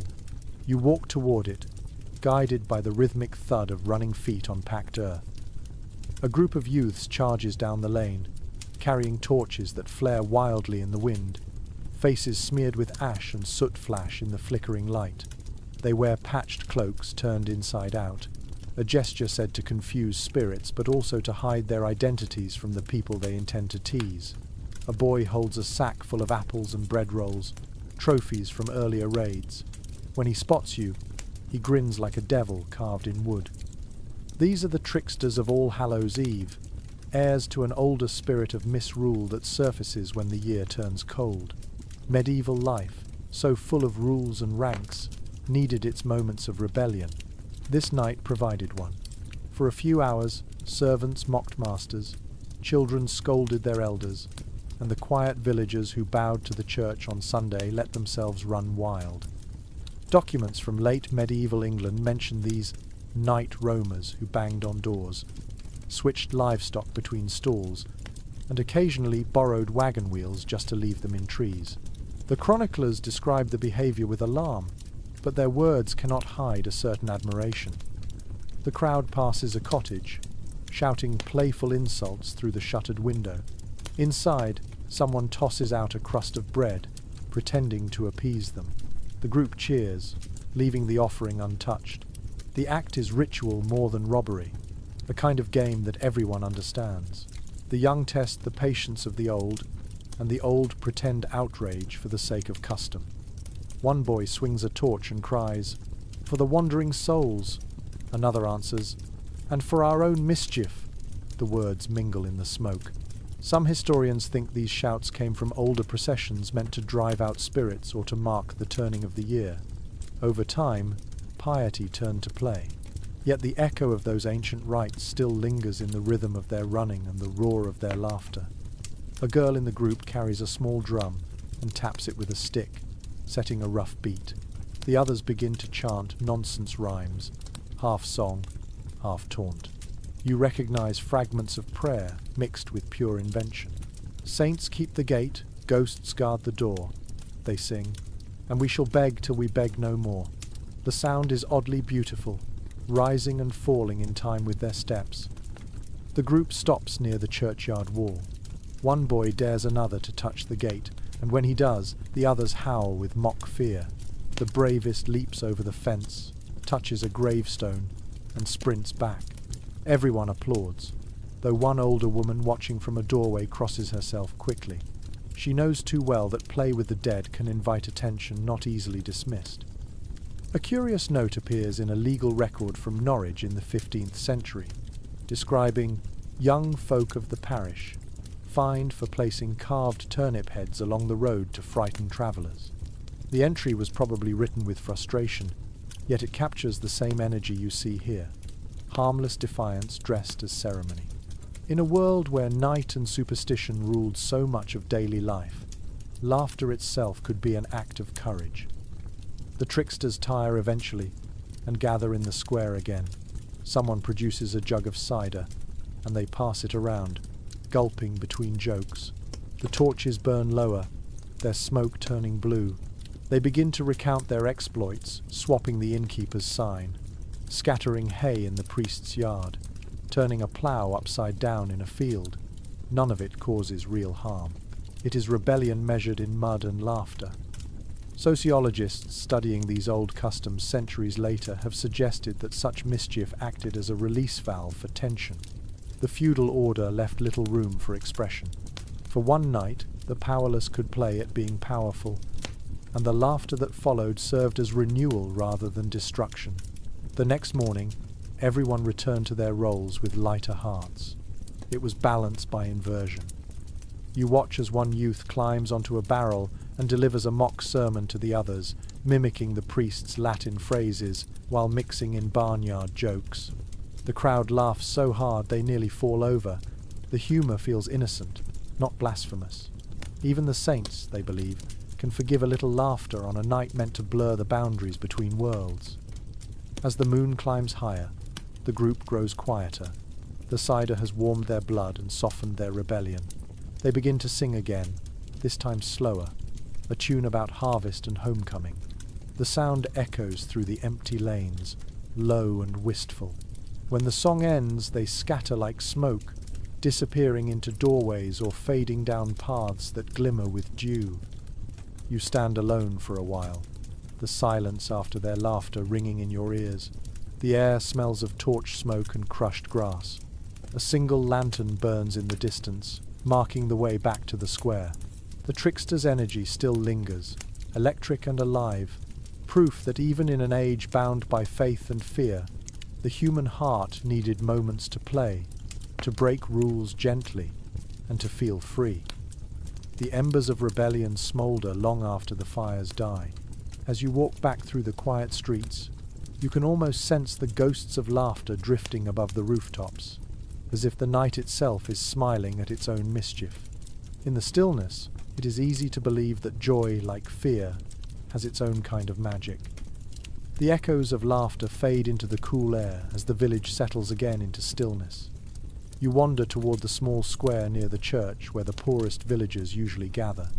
The cobblestones glisten with dew, and the faint light of dawn lingers just beyond the horizon. Here, the night takes on a quieter mood. The wild play gives way to prayer and giving, and the festival's gentler side begins to reveal itself. A group of beggars sits huddled near the steps of the chapel, wrapped in rough cloaks, their hands outstretched toward anyone passing by. A few children approach them carrying baskets. Inside are small loaves of bread, pieces of cheese, and bits of fruit. The children place the food gently in their palms, whispering blessings before hurrying away. One of the beggars bows his head, murmuring, "May your dead sleep peacefully." The words hang in the cold morning air, both prayer and exchange. This custom, the giving of food to the poor in remembrance of the dead, was deeply rooted in medieval life. It was known as almsgiving for souls, and it carried the weight of both faith and fear. In a society where salvation was uncertain and purgatory loomed large, every act of charity became a spiritual investment. Chronicles from the 13th century record that people were urged to give generously on All Hallows' Eve, so that the holy poor may speak kindly of their souls before God.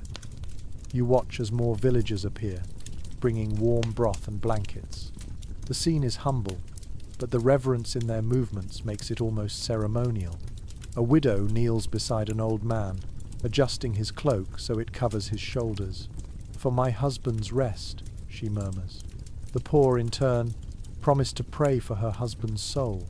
Each gesture links the living and the departed in a fragile but beautiful chain. A cleric's diary from that era tells of parishioners who left coins in the hands of beggars as though they were saints in disguise. Whether literal belief or poetic kindness, the sentiment shows a world where spiritual economy and compassion intertwined. Giving was not just duty, it was communication with heaven. You sit beside the steps and listen to the quiet exchange of voices. The smell of broth mingles with the faint incense drifting from the church door. A few candles still burn inside, their light spilling out onto the stones. It glows against the faces of the poor, turning their expressions tender, almost serene. For one night each year, they are not invisible. They are the bridge between the fearful living and the forgiving dead. One young boy, barefoot and shivering, receives a small loaf marked with a cross. He bites into it hungrily, then pauses to whisper a name. When you ask whose name it is, he smiles and says, "For my mother. She visits in my dreams." His voice is simple, untroubled. He believes what he says without hesitation. The comfort of that belief warms the cold space around him. There is a story told by a chronicler from Flanders about a village where the poor were invited to sit at the same table as the wealthy on All Hallows' Eve. The host declared, "If we share bread with the hungry, the angels will share rest with our dead." Whether or not the event truly happened, the tale spread across Europe as an example of perfect charity. Even nobles who could not bring themselves to dine with peasants sometimes left coins at church doors, hoping the gesture alone might count in the ledgers of heaven. You look around and notice that everyone here moves quietly, almost solemnly. The chaos of mischief and laughter has been replaced by something gentler. The flicker of torches reflects in puddles, making the ground look like rippling bronze. From time to time, someone kneels to murmur the names of their ancestors, as if each name were a candle itself. The sound is soothing, like a prayer woven into the rhythm of breathing. In a corner, a priest stands with his hood pulled low. He does not stop the giving or interrupt the whispered prayers. Instead, he blesses each basket that passes, his Latin phrases blending with the local tongue. A later historian who studied church sermons from this period noted how many priests quietly supported these customs despite official warnings from above. To them, acts of kindness, however superstitious, were better than indifference. You notice an elderly woman lighting a small lamp and placing it beside the poorest man in the group. The flame trembles but stays steady. She explains softly that the lamp will guide any lost souls who follow him tonight, so they may find warmth too. It is an odd but touching logic. The poor, who live closest to suffering, are seen as companions to the wandering dead. As the first hint of dawn touches the horizon, a pale glow spreads across the church tower. The bells begin to chime again, not loud and fearful like before, but soft, almost drowsy. The sound rolls through the mist and lingers in the heart. The beggars rise slowly, bowing to the villagers who help them. Some tuck pieces of bread into their satchels. Others simply cross themselves before leaving. Their silhouettes fade into the morning light.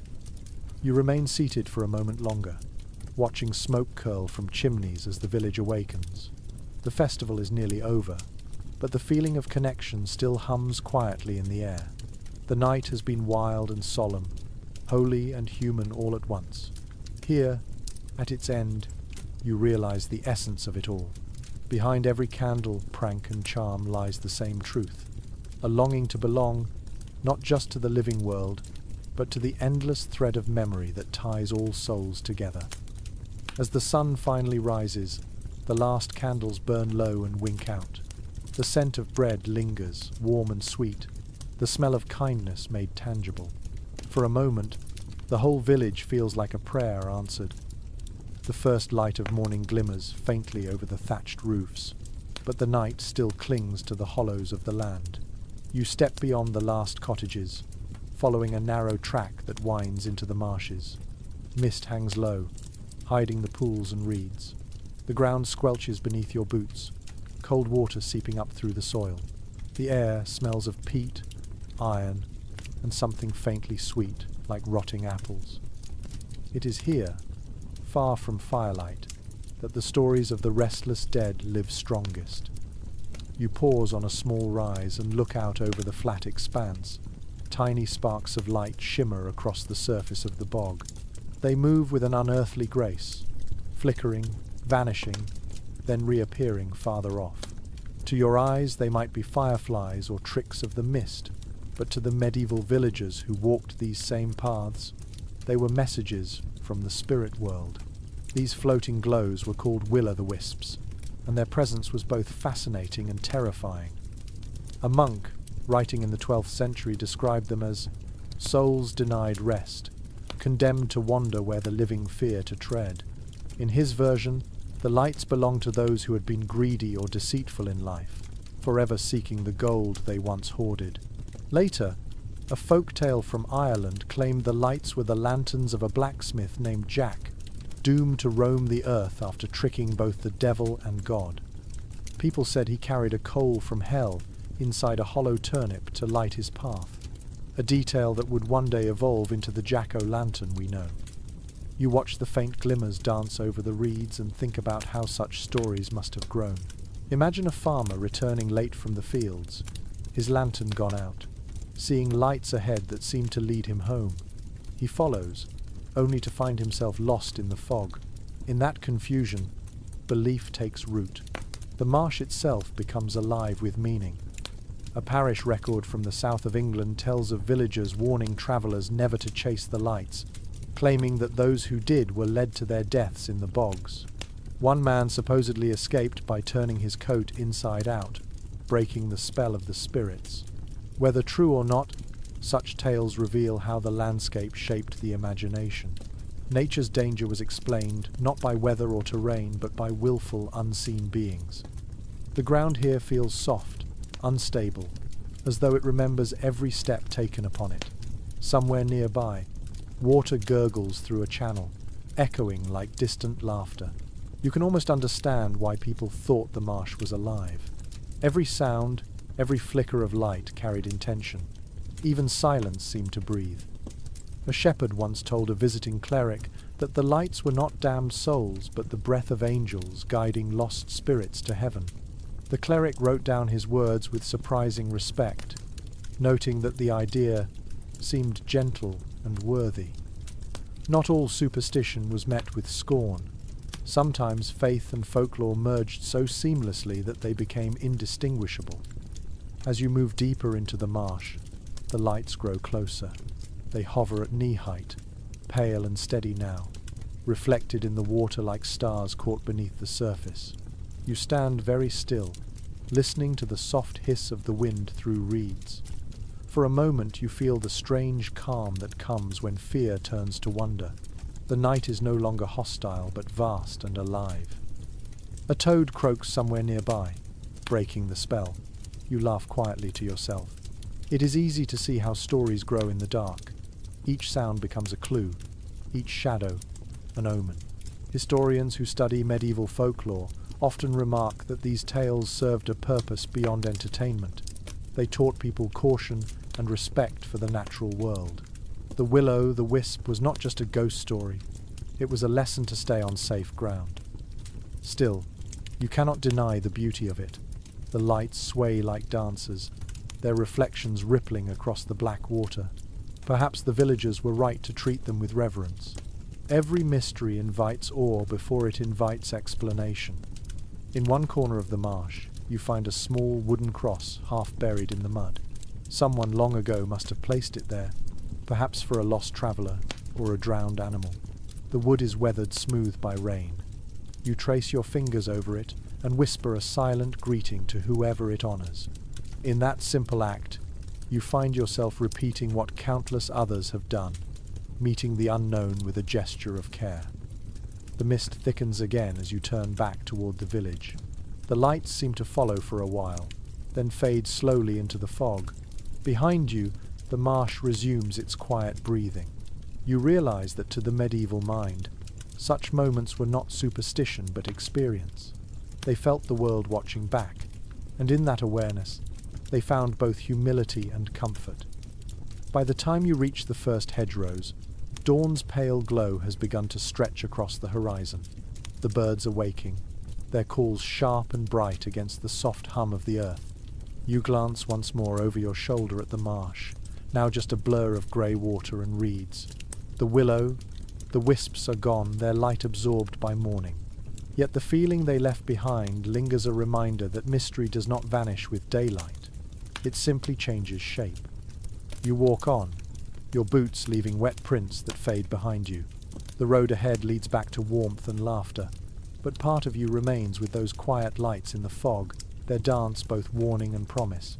To see them was to glimpse the fragile beauty of belief itself, flickering just long enough to keep the dark from feeling empty. The mist drifts back toward the hills as morning gives way to pale light, and you hear a faint hum from the square. It begins as a low murmur, then swells into melody. Following the sound, you find the villagers gathered once more around the remains of the bonfire. The ashes still glow faintly, sending curls of smoke into the air. Someone has brought out a drum, another a small harp, and a young boy blows softly on a reed flute. The night's chaos has faded, replaced by a slower rhythm that sounds almost like prayer. Music fills the cool air. It is not loud or grand, but steady, pulsing with the same quiet heartbeat as the earth beneath your feet. The tune winds upward, simple at first, then layered with harmony as more voices join in. An old woman hums a counterline that sounds older than the church beside her. You realize this is not just entertainment, it is ritual. The villagers play and sing to greet the new day, to smooth the seam between the living and the dead that was opened during the night. A chronicler from the 13th century once described this kind of music as a bridge of sound between worlds. He wrote that villagers in England and France would sing through the night of All Hallows Eve so that the dead might, hear familiar voices and find comfort before returning to their graves. The idea that song could calm spirits is found across many cultures, and it suited a time when few distinctions existed between worship and superstition. You settle near the fire's edge, listening as the tune grows richer. The flute weaves around the drumbeat like wind through branches. The harp adds brightness, and soon the people begin to clap softly in time. The melody circles again and again, hypnotic, like the turning of the seasons. It carries no words now, only the sigh of breath and the steady thump of rhythm. Then a man begins to sing, his voice rough but heartfelt. He sings of harvest fields, of travellers returning, of loved ones who wait by the door. His verses wander between gratitude and longing, between laughter and loss. The others join in for the refrain, repeating it until the sound fills the square. You notice that even the priest, who had frowned at the mischief earlier, hums quietly along. It is impossible to resist music that feels like warmth itself. A curious reference in a collection of Breton folk songs describes similar gatherings where villagers sang to keep the night kind. Scholars believe these were adaptations of much older pagan chants meant to honor nature's cycles. Over centuries, the lyrics softened into songs of faith and friendship, losing their edge but keeping their soul. The church might not have approved of their origins, but it tolerated their effect, a calm and grateful people by morning. As the tune fades, a group of children takes up wooden sticks and begins tapping them together in rhythm. It becomes a dance, small feet stomping softly in the ash. The sound is cheerful, but its pattern carries a strange symmetry, like something learned long ago and never forgotten. One elder murmurs that her grandmother taught her the same steps when she was a girl, for luck when the harvest ends. Perhaps she does not know that she repeats gestures once made to honor forgotten gods of the field. The meaning has shifted, but the motion endures. The music changes again. A slow, haunting tune rises from the harp. It sounds like wind over water, like memory turned to sound. A woman's voice joins in, high and clear, singing words that might be Latin or might just be sound. The effect is mesmerizing. People close their eyes, swaying gently. You feel your heartbeat slowing to match the rhythm. It is as if the entire village breathes together. One traveller who passed through Yorkshire in the 14th century wrote of hearing such music and said it was neither holy nor profane, but something between, a sound to make peace with the air. That is what you hear now, a peacemaking song, both lullaby and farewell. It wraps the long night in gentleness, sealing it closed. The villagers begin to disperse, some returning to their homes, others lingering to talk softly. The musicians remain, playing for themselves now. You stay a while longer, watching how sound transforms the space. Even the ashes seem to pulse in time, glowing brighter each time the drum strikes. It is easy to imagine that somewhere beyond sight, the spirits listen too, soothed by the rhythm of human gratitude. Before you leave, one of the musicians looks up at you and smiles. He gestures for you to take the drum and try. You strike it once, feeling the vibration travel through your hands and into your chest. The sound is deep, grounding. For a moment, you understand why this night ends in music. Words fade, but rhythm remains. It is the language of heartbeat, of life continuing. As you set the drum down, the tune softens into silence. Smoke rises from the ashes, drifting into the pale sky. The first birds of morning call from the hedges. The world feels quiet again, yet full of something unseen and good. The villagers leave in small groups, humming the refrain to themselves. You walk away with the sound still echoing in your head. It follows you through the fields like a gentle spirit, fading only when you reach the path that leads to the open countryside. Behind you, the last chord fades, and the village rests. The music, like the night, has done its work turning fear into harmony, darkness into something that can sing. The music drifts behind you as you wander down the path leading away from the square. The early light has softened the mist into gold, but in the corners of the fields, shadows still cling stubbornly. Somewhere, a rooster crows, though the sound feels uncertain, as if testing the strength of the day. Yet beneath the peace of morning lies a quiet tension.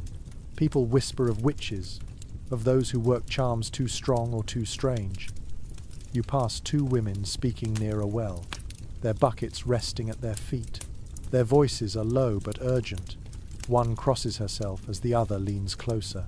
"She was seen near the woods last night," the first woman says, "and the milk turned sour before sunrise." The story needs no further explanation. Every village has a figure like her, the midwife, the healer, the woman who knows herbs too well. Sometimes she is loved, sometimes feared. Always she stands just outside the circle of comfort. A monk, writing in the late 12th century, described these women as wise and dangerous. He noted that villagers sought their help for illness or heartbreak, then blamed them when misfortune struck. In times of fear, wisdom could look suspicious. A healer's garden filled with dried plants and bottles might resemble a witch's den to anyone who preferred simple answers. You can almost see her now, an older woman with hair the colour of ash, moving through the dawn mist with a bundle of herbs over her shoulder. The woman by the well lowers her voice further. They say she walks the woods on All Hallows' Eve to gather power from the spirits. The second woman frowns. Or perhaps she simply gathers mushrooms. The two exchange uneasy smiles, torn between fear and common sense. That is the strange pull of superstition. It explains everything but never fully satisfies. You follow the road toward the forest's edge, curious. The trees rise tall and close together, their trunks slick with dew. A faint smell of earth and mint drifts on the air. Somewhere in the undergrowth a twig snaps. Then she appears, half hidden among the ferns. She does not look like the stories describe her. Her face is calm, eyes clear, movements deliberate. In her hands she carries a bundle of plants, sage, yarrow, and wild garlic, the ingredients for healing, not harm. She nods to you without fear. "You're out early," she says, her voice steady. She explains that she gathers herbs when the sun is still low because the dew keeps the spirit in the leaf. To her, this is knowledge, not witchcraft. She dries the herbs for poultices and teas, trades them for bread or wool. Yet she knows that when a cow falls ill or a storm ruins a crop, whispers will turn her craft into curse. Records from ecclesiastical courts show that such women were rarely accused outright in this era. The witch trials would come much later, but suspicion was already forming. A scholar of medieval medicine once noted that midwives often held both power and danger in the eyes of their neighbours. They delivered life, but worked too near the mysteries of blood and death for comfort. In a night filled with spirits and omens, their skill could seem too close to magic. The woman offers you a sprig of rosemary. "For protection," she says. Even the priest keeps one. Her words carry no irony. To her, the boundary between sacred and natural is meaningless. The earth itself is holy, and its gifts are meant to be used. She tells you she leaves small offerings at the roots of trees, breadcrumbs, or bits of honey, not as worship but as gratitude. "Everything we take must be thanked," she says simply. In a nearby hollow lies her cottage, small and crooked, smoke curling from its chimney. Dried herbs hang from the rafters, their scents mingling lavender, chamomile, rue. On a shelf rests a wooden bowl filled with water and floating petals. The surface ripples slightly, catching the morning light. She stirs it with a twig. "To see whether tomorrow brings sickness or calm," she murmurs. When you ask how she can tell, she shrugs. "The water knows." You remember reading that some chroniclers described this kind of practice as harmless folk physic, while others condemned it as diabolic. It depended on who was watching. To one mind, she is healer and protector. To another, she courts forbidden forces. The truth, as always, lives somewhere between fear and faith. Outside her door she ties bundles of herbs with red thread and hangs them beside a small cross. "This keeps both saints and spirits content," she says with a faint smile. It is a phrase that could have been spoken by anyone in this age. Medieval people did not see contradiction in blending prayers with old charms. Life was too fragile to risk choosing only one kind of protection. Before you leave, she presses a small sachet into your hand. It smells of sage and salt. Keep it close, she says. It wards off envy and nightmare. You thank her, though you cannot tell whether she offers faith, medicine, or something in between. As you walk away, you glance back and see her standing in the doorway, outlined against the faint smoke of her hearth. She looks neither saint nor sorceress, just a woman who has learned how to live in a world filled with uncertainty. When you reach the open path again, you realize how her presence fits the season. All Hallows' Eve belongs to those who move between worlds, priests and tricksters, mourners and healers. The village might whisper about her, but when the next illness comes or a child's fever rises, they will seek her help again. Fear may flare for a night, but gratitude lasts through winter. The breeze carries the faint scent of her herbs as you walk. It mingles with the distant smoke from village fires, creating something strangely comforting. In this place, magic is not evil or holy. It is simply part of the air everyone breathes. The healer fades into her forest, and you continue down the road, her gift warm in your pocket, the line between faith and wonder softer than ever.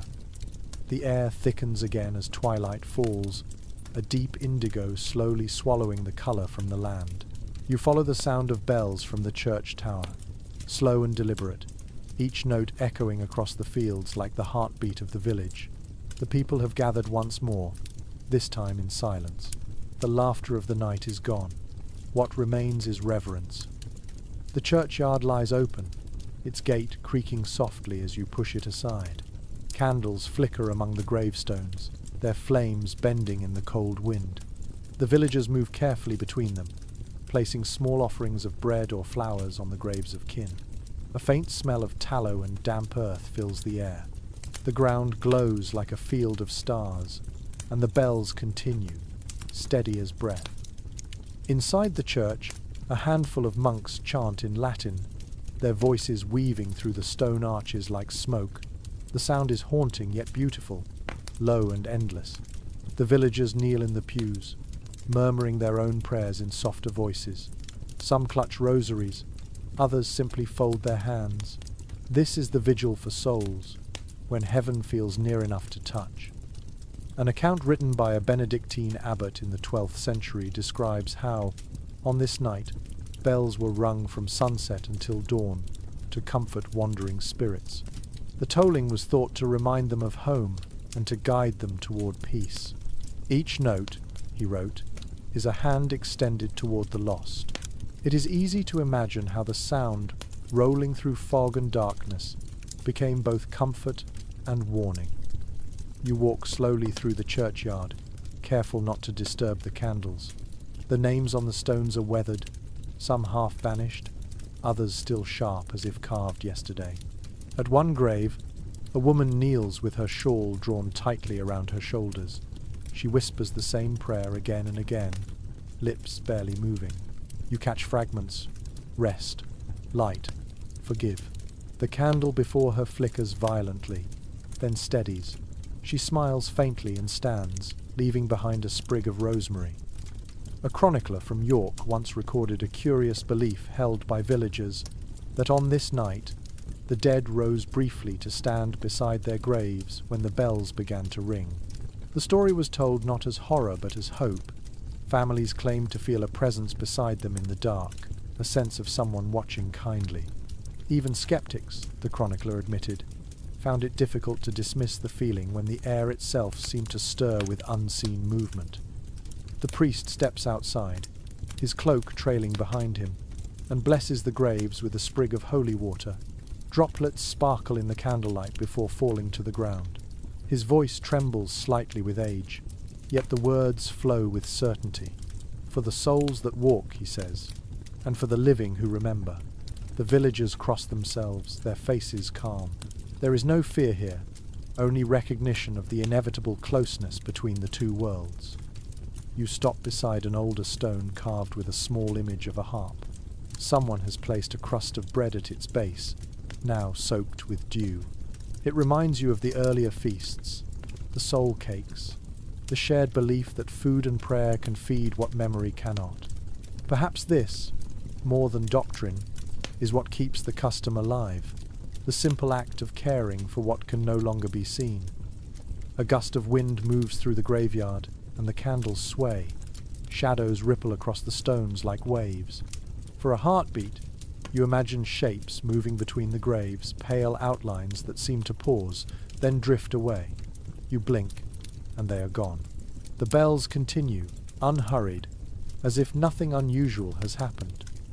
Whether it was imagination or something older, the moment leaves the air heavy with meaning. In the corner of the yard, a few boys linger, daring one another to stay until midnight. One claims that the tombs open then, and that the spirits kneel in the moonlight to pray. He insists he saw it once, though he might only be repeating a tale told by his grandmother. Every generation adds a layer to the same mystery, turning it into both warning and wonder. From the open door of the church drifts a scent of incense mixed with smoke. The chanting continues, joined now by a few trembling voices of villagers who know the words by heart. It is a strange harmony, rough but sincere. The combined sound fills the air like a soft tide, washing over the graves, the grass, the stone walls, and finally spilling into the night beyond. Somewhere in that sound lies the essence of the festival. Fear transformed into beauty, remembrance turned into peace. The medieval mind found solace not in denying death, but in keeping it close enough to speak to. The candles, the bells, the prayers, they are not defences but invitations. The living and the dead meet halfway, if only for one night. As the final bell tolls, the priest lowers his hand, and the villagers begin to leave. The candles burn low, their flames shrinking until only small dots of light remain. You stay behind a little longer, watching the last wisp of incense curl upward and fade into the sky. The silence that follows is not empty but full, as if the air itself hums with gratitude. You turn toward the gate, feeling the damp grass beneath your boots. Behind you, the church stands quiet, its tower dark against the dim horizon. Somewhere within those stones, the last echo of the bells lingers like a whisper. You carry the sound with you as you step back into the night, reminded that every prayer, no matter how small, keeps the world from feeling entirely alone. The night grows gentler as you leave the churchyard behind. The mist has thinned, and moonlight glides along the rooftops, silvering the thatch and glinting off the puddles in the road. You can hear faint music again, this time different from the simple tunes of the village. It carries a rhythm, both graceful and measured, touched with elegance. Following the sound, you notice the glow of torches from the direction of the manor house that overlooks the fields. The manor stands like a sleeping giant, its tall windows spilling warm light across the lawn.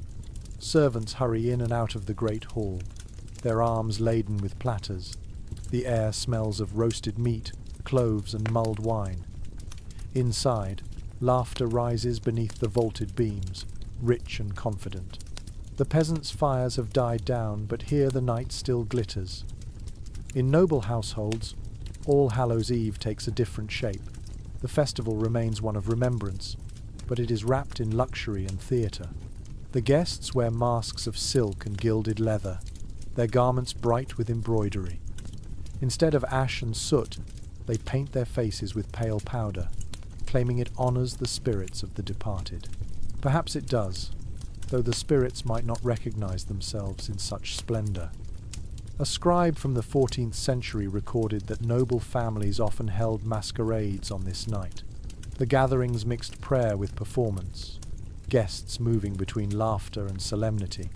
At some point during the feast, the lord of the house would rise to toast the ancestors, naming them aloud before the servants dimmed the torches. The gesture was meant to invite the dead to witness the meal. Though the church frowned upon such blending of faith and entertainment, it tolerated it, knowing that even grandeur could cloak devotion. You stand near the doorway, watching the scene unfold. A long table stretches down the hall, heavy with food.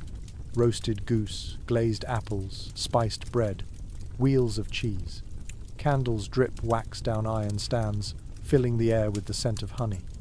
The flickering light makes the gold embroidery on the tablecloth shimmer like stars. At the head of the table sits the lady of the manor, her dark gown trimmed with fur. She lifts her goblet and says softly, "To the souls who built our home, and those who will follow us." Her words hush the laughter for a heartbeat. Everyone drinks, and for a moment the hall feels still, almost holy. Then the music begins again, and the spell breaks gently. From the corner, a group of musicians strikes up a tune on lute, pipe, and small drum. The rhythm is lively but polite, meant for dancing rather than wildness. A pair of masked dancers glides into the open space, their movements graceful, their gestures exaggerated. One wears the face of a jester, the other a ghost painted in white. The performance tells a story, a fool courting death, only to find her gentle. The audience watches, rapt, torn between laughter and melancholy. A note in the household account of a noble family in Normandy mentions paying a troupe of performers each All Hallows Eve to play the Dance of Shadows.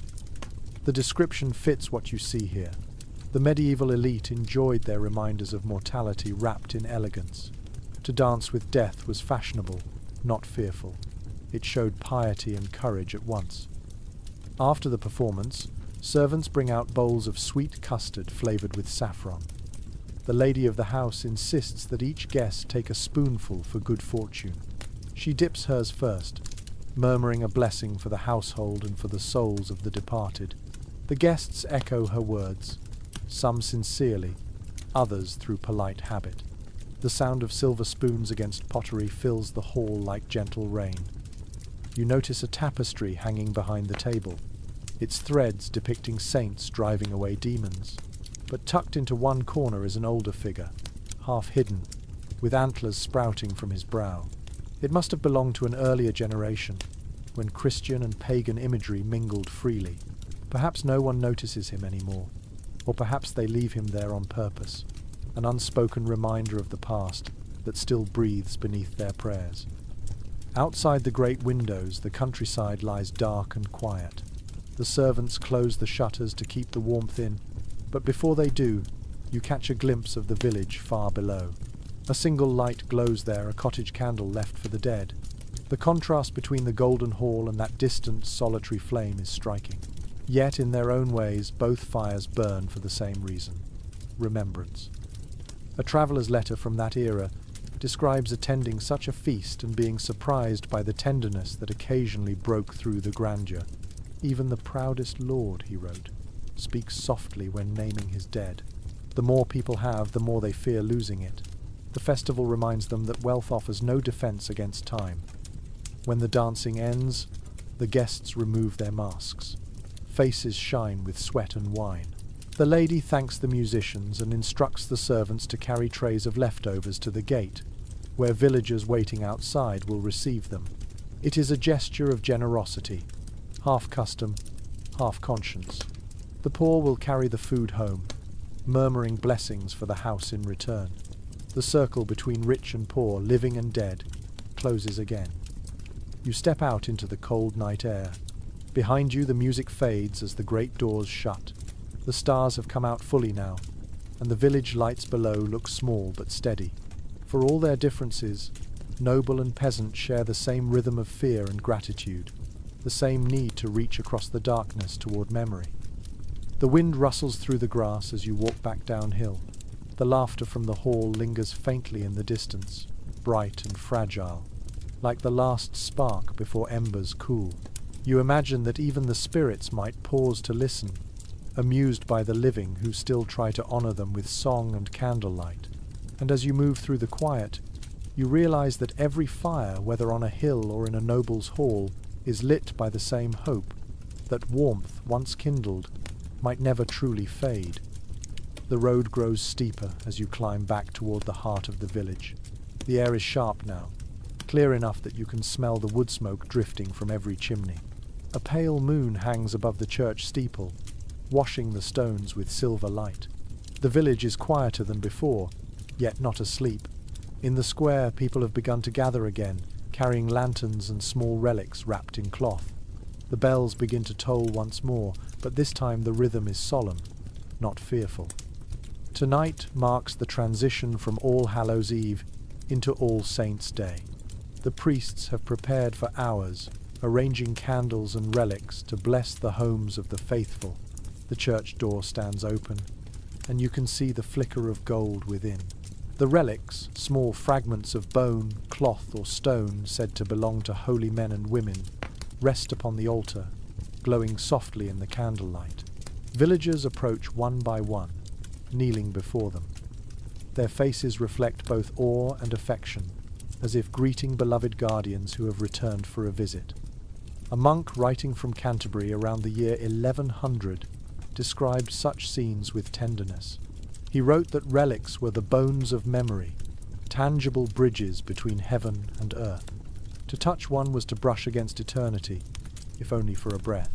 In his words, the saints lend us their courage for a single night, so we may walk without fear. That feeling hums in the air now, stronger than any sermon. The priest moves slowly through the aisle, holding a censer that spills clouds of fragrant smoke. The air fills with the scent of frankincense, sweet and dry. Children cough softly, and their mothers hush them. The smoke curls upward, catching the candlelight like ribbons of silk. He lifts a jeweled reliquary, its glass sides gleaming, and carries it toward the door. The crowd outside bows their heads as he steps into the open air. A woman beside you whispers, "Saint Margaret walks with us tonight." You follow her gaze to the relic in the priest's hands, a small fragment of bone said to come from the saint's arm. Whether the story is true, no one can say, but belief has its own power. The relic passes from hand to hand, each person touching it briefly before crossing themselves. In that touch lies centuries of faith, fear, and gratitude. As the procession moves through the streets, the villagers hold their lanterns high. The light dances on the walls, making the narrow lanes shimmer. The chant of the monks floats above the sound of footsteps, rhythmic and soothing. The melody is old, perhaps older than anyone remembers. It rises and falls like the tide, reminding everyone that faith too moves in waves. A chronicler from Cologne once recorded that on this night, people believed saints walked unseen beside them. They carried torches of invisible flame, lighting the path for lost souls returning to heaven. The villagers here seem to share that belief. No one hurries, no one laughs. Even the children walk in silence, their eyes wide with wonder. The flicker of candlelight catches the edges of tears on more than one face. When the procession reaches the crossroads at the edge of the village, the priest halts. He raises the reliquary high and speaks a blessing for travellers, for the poor, and for those who died far from home. The villagers murmur their responses, voices soft but united. It is a moment of grace, heavy with meaning. The relic gleams faintly in the moonlight, as though it answers in kind. A curious note from an Italian pilgrim who visited England in the 13th century mentions that villagers sometimes mixed fragments of saints' relics with old pagan charms, tying them together in little pouches for protection. To modern minds that might sound contradictory, yet to them it made perfect sense. All holiness, whether ancient or new, was part of the same fabric of safety. The boundary between sacred and superstition was thinner than parchment. When the blessing ends, the priest returns toward the church, the relic held close to his chest. The villagers follow for a while, then slowly drift back to their homes. You remain a moment longer at the crossroads, where a small lantern has been left burning beside a carved wooden cross. Its flame trembles in the wind but never goes out. Perhaps someone placed it there for a loved one who died on a distant road. The gesture feels private, yet shared by all who pass. The night deepens again, but now the darkness feels kind. The mingled scents of wax, smoke, and frankincense linger in the air. You look back toward the church and see its windows shining softly, like eyes still open in prayer. Inside, the relics will rest until morning, their presence believed to guard the village from misfortune. As you walk away, You think of how faith moves through time, changing shape, absorbing old customs, gathering strength from every hand that touches it. The relics may be small, but they carry the weight of countless hopes. Perhaps that is their true power. Not the miracles they promise, but the unity they create. A village breathing as one, bound by memory and light. You reach the edge of the square and stop to look back one last time. The bells have gone silent now, replaced by the faint rustle of wind through the trees. The lanterns flicker along the road, guiding people home. Above them, the stars glow like relics of their own, each one a reminder that light, once kindled, can travel endlessly through darkness. The stars stretch wide above you as the procession ends, and the night becomes still once again. The faint tolling of the bells fades into the hills. You take the path west, following the road that winds toward the far edges of the countryside. Here the accents shift, the songs change their melody, and every valley seems to hold its own version of this holy night. The spirit of Halloween, though shared, carries different colours from one region to another. In the Highlands of Ireland, the people still call it Samhain, and the fires burn long after midnight. On the cliffs above the sea, villagers light torches and walk in circles, their voices raised in old songs that sound like the wind itself. A chronicler who travelled through Ulster in the 13th century described seeing rings of flame dancing upon the headlands, as if the earth itself rejoiced in its own ending. There, the old ways never fully vanished. Even the most devout Christian might still whisper to the ancestors before saying his prayers. The Scottish celebrations carry their own flavour, fierce and joyful. You imagine a village perched beside a dark loch, its cottages bright with torchlight. People gather outside, playing pipes and beating drums. The air smells of peat smoke and roasted grain. Children run between the fires, carrying hollowed turnips carved into faces, their laughter sharp against the wind. The elders watch with a mix of fondness and caution. They know the night is playful, but they also know it is powerful. The border between laughter and reverence remains thin. A poem recorded in Gaelic centuries later preserves a verse from these gatherings. The veil thins, the hearth burns bright. Keep bread and kindness through the night. Its simplicity holds everything: the hope for warmth, the fear of what lies unseen, and the gratitude that the living can still sing. Scholars who study such fragments note that regional customs often blurred the line between religion and story. One village might bless its fires in the name of the saints, while another invoked unnamed spirits of the land. Both meant the same thing: protection, peace, and renewal. Crossing the border into Wales, the festival takes on a gentler tone. There, it is known as Calan Gaeaf, the first night of winter. Families gather indoors early, doors bolted against the wind. Children play games with apples and nuts, and stories are told by the fire. Yet outside, the roads are said to belong to the spirits of the restless dead, known as the Hooch Dudugurta, a spectral black sow that roams the hills. The story is strange and wild, half warning and half joke. Parents tell it to keep children indoors, but deep down, even the adults glance nervously toward the door before the story ends.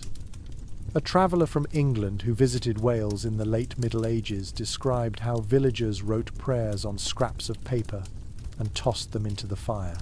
The ashes were believed to carry the words upward to heaven.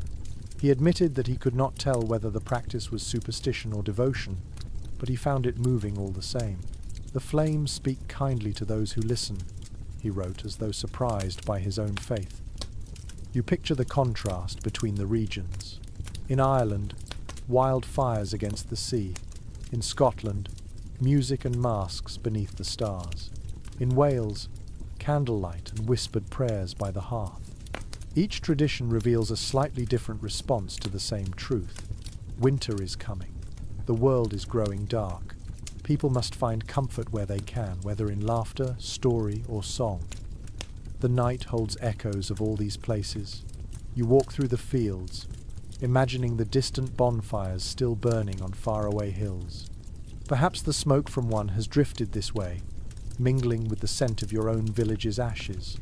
The thought makes the land feel smaller, as if every flame is part of one great, invisible circle. An Irish monk once wrote that on Samhain. All hearths draw their fire from one source. He meant it metaphorically, yet his words fit perfectly. The people of the Isles, divided by distance and language, still share the same rhythm of hope. They light their fires from the same darkness, and in doing so, they remind themselves that the year will turn again. As you walk, you pass a shepherd tending his flock by lantern light. He nods to you and says softly, "A good night for remembering." You ask what he means, and he explains that every year he calls the names of his family into the hills, so their spirits may know he has not forgotten them. If they answer, he adds with a smile, they do it in the wind. His voice is calm, certain. To him, memory itself is prayer. The moon rises higher, throwing long silver paths across the grass. You can almost see the shadows of other lands overlapping with your own. The dancers of the Highlands, the singers of Wales, the torchbearers of Ireland. Each group believes their version of the night to be the truest, yet all share the same quiet longing, to keep the darkness at bay, to feel connected to something larger than themselves. You stop at a low stone wall and rest your hands on the cool surface. The moss glows faintly in the moonlight, damp beneath your fingers. The air is still, but it carries a sense of presence, as though the many voices of the Isles are whispering together, telling the same story in a dozen tongues. It is a story not of ghosts, but of gratitude, of facing the end of the year with courage and song. In the distance, another bell begins to toll. The sound travels across valleys and fields, echoing faintly into the dark. Perhaps it is another village marking the same moment, another community greeting the same spirits. You breathe in the cold air, tasting the faint salt of the sea far to the west. The night feels wide and kind, filled with the memory of every fire still burning across the land. You turn back toward your own village, the path glowing faintly ahead in the moonlight. Behind you, somewhere across the hills, voices sing in a language you do not know. You cannot tell if it is prayer or celebration, only that it carries the same warmth you have felt everywhere tonight.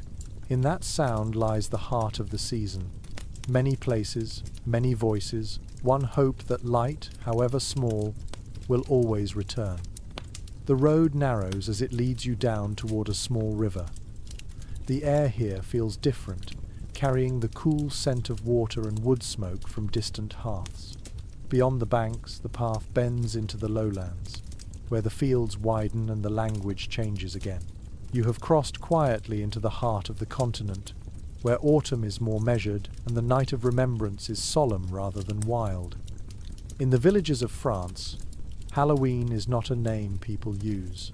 They call it La Veille de la Toussaint, the Eve of All Saints. Instead of bonfires and masks, families light candles in their windows and place small loaves of bread on the hearth. The mood is gentle, reflective. You picture a family gathered around a heavy oak table, their hands folded, their eyes closed in prayer. Outside, rain falls softly on the shutters, and the only light comes from the flicker of candles and the glow of the fire. A monk from Normandy once wrote that the French countryside kept quiet vigils that last till dawn. He described villagers staying awake beside the hearth, not from fear but from devotion. Each hour they recited prayers for the souls of their ancestors, trusting that their voices might reach heaven as the candles burned lower. When the last candle went out, they said the prayers had been carried upward with the smoke. The scene as he described it sounds peaceful and full of humility. Travel farther east, and the tone shifts again. In the towns of the German lands, All Hallows Eve and All Souls Day blend together. The people call it Seelenwoche, the Week of Souls. Every evening, church bells ring slowly, and the smell of baking fills the streets. Housewives prepare small pastries shaped like bones or crosses, known as Seelenbrot, or soul bread. Children carry baskets to their neighbours' doors, singing short hymns in exchange for these treats. It is a pious echo of the souling you saw earlier in England, softened by a quieter faith. An old parish register from Cologne notes that families would leave a single candle burning beside a loaf of bread overnight. The candle's light symbolized the soul's path through darkness, and the bread was meant to feed any visiting spirits. Though the gestures seem modest, they show how deeply kindness was woven into the season. In a world where death was familiar, generosity became a shield against despair. In Italy, too, the night takes on its own flavor. In small villages of Tuscany, people call it Il Giorno dei Morti, the Day of the Dead. The celebration begins not with fear, but with preparation. Mothers sweep the house and sprinkle the thresholds with wine, saying it purifies the way for returning souls. Tables are set with figs, chestnuts, and small cakes called fave dei morti, beans of the dead. Each sweet is shaped like a seed to remind everyone that life continues, even in the soil of the grave. A traveller's diary from the 13th century describes walking through an Italian village on this night. He saw candles glowing in every window and heard the faint sound of a lullaby drifting through an open door. He asked who sang it, and an old woman told him, "It is for the souls of the children who could not grow old." Her voice was calm, without sadness, as if caring for the dead was simply another form of love. That simple exchange stayed with him for years. Moving north again, into the Low Countries, you find another custom, the lighting of the ghost lanterns. People carve hollowed beets or turnips, placing a single candle inside each one. They set them along paths, bridges, and doorways so the souls may find their way home. The soft, trembling lights turn the villages into seas of warm, living stars. Children laugh and point, but the adults watch with quiet respect.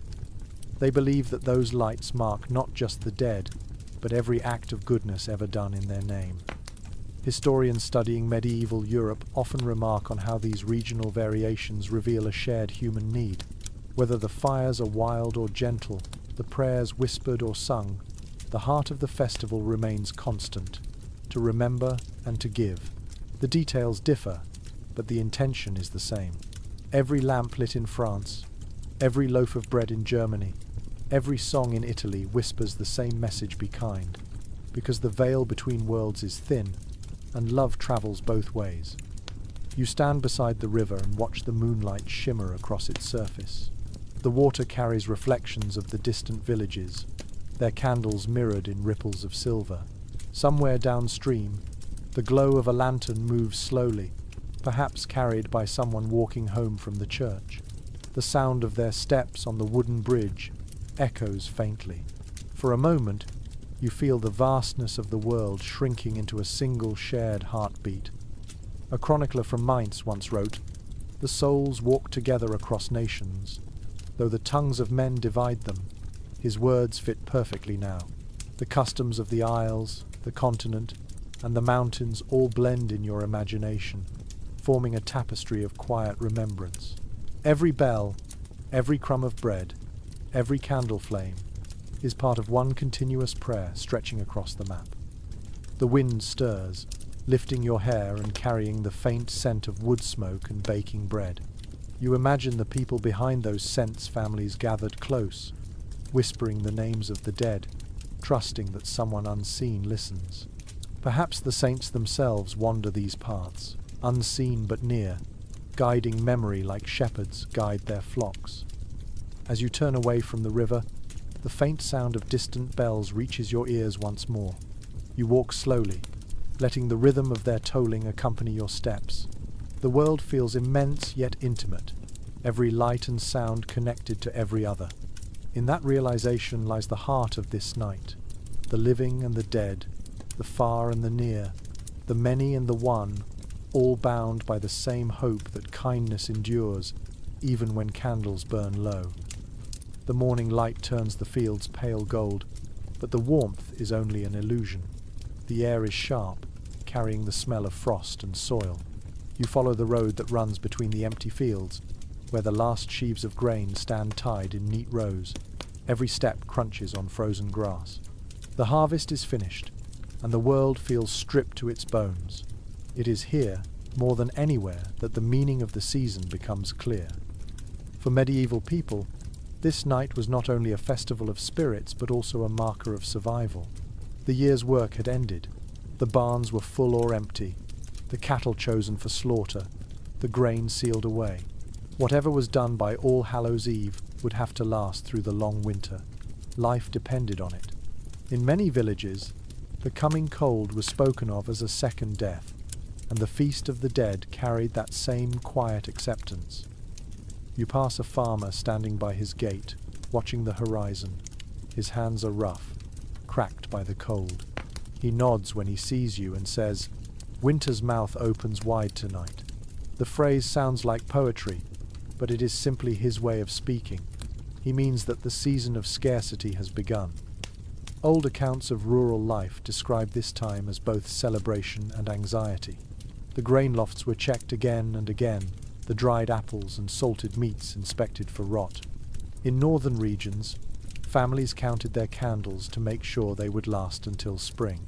Priests preached that good Christians should give thanks, yet behind every prayer lingered a question. Would the stores hold out? Would the animals live? Would the light return? At the edge of the field, a group of women gathers around a small fire built from leftover stalks. They warm their hands and toss handfuls of seeds into the flames. One says softly, "For next year's growth." The others nod. The gesture is not church, taught but ancient, older than any sermon. Scholars of agricultural customs still argue whether such rituals were remnants of pagan harvest rites or simple expressions of hope. Either way, they reveal how deeply people felt their bond with the earth. A curious note in a manorial record from Yorkshire mentions villagers spending the evening in the barns, drinking ale and telling ghost stories, so the grain would not feel lonely. It may sound like superstition, yet it shows how vividly they imagined life in every object around them. The harvest was not just labour, it was relationship. The fields had personalities, the weather moods, and the harvest its own spirit that required comfort. You crouch to pick up a piece of grain husk from the ground. It crumbles easily between your fingers. Even now, it smells faintly of sunlight and dust. This was the heart of survival, each kernel a promise against the dark months ahead. To waste food was sin, but to share it was salvation. That is why every feast, every act of giving on Halloween night carried such weight. Generosity was both moral and practical. A travelling friar once wrote that, "To feed the hungry in autumn is to invite angels to guard your stores." The saying became popular among farmers who feared winter theft or famine. Acts of charity, they believed, created invisible protection. Perhaps that is why so many households left bread for the poor and the dead alike. In their minds, both could bless a home. As you walk along the hedgerow, you see children gathering fallen branches. Their parents follow behind, dragging bundles of kindling. The sound of snapping twigs fills the air. Each family needs its firewood stacked before the frost deepens. Smoke begins to rise from chimneys all over the valley, thin grey ribbons reaching toward the pale sky. For a moment, it looks as if the whole land is exhaling at once. A woman kneels in her garden, covering the last of the herbs with straw. She presses the earth gently, murmuring, "Sleep well and wake again." The rhythm of her words sounds like a lullaby. Even the soil, she believes, deserves blessing before the freeze. Later scholars who studied these agricultural prayers noted that they often blended references to saints with affection for the land itself. Faith and farming spoke the same language, the promise that death, whether of crops or of people, was never the end. The wind grows stronger. It rattles through the dry stalks like whispered voices. You pull your cloak tighter and look toward the horizon, where the sun struggles to climb. Its weak light spreads across the frost, turning everything silver for a moment. It is beautiful but fragile, like the hope that sustains the villagers. By late morning, the farmers will return indoors to their bread and broth, and the last traces of Halloween will fade into memory. But the essence of it lingers in every motion of their lives, in the careful counting of stores, in the prayers whispered to soil and sky. in the quiet faith that warmth will return. You pause by a gate and watch a raven circling above the fields. Its cry is harsh, echoing across the valley. To some, it might be an omen, but to you it feels like defiance, a sound that refuses the silence of winter. The bird settles on a fence post, feathers gleaming like polished stone. It watches you for a moment before taking flight again, heading toward the woods. The road stretches on, lined with bare hedges and pale grass. The season of light has ended, yet the memory of it endures. As you walk, you think of all the small fires burning in hearths and hearts across the land, each one holding back the dark for another day. This is the truest form of celebration, not wildness or wealth, but endurance. To survive the winter, the people must carry warmth in their stories, their faith, and their hands. When you reach the crest of the hill, the village lies below you, smoke rising in steady threads. The church bells toll faintly again, calling for the morning mass of All Saints. The sound mingles with the sighing of the wind through the stubble fields.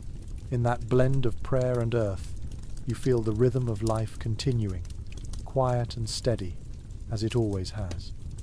The wind carries the scent of wood smoke and damp soil as you walk toward the row of cottages that mark the edge of the village.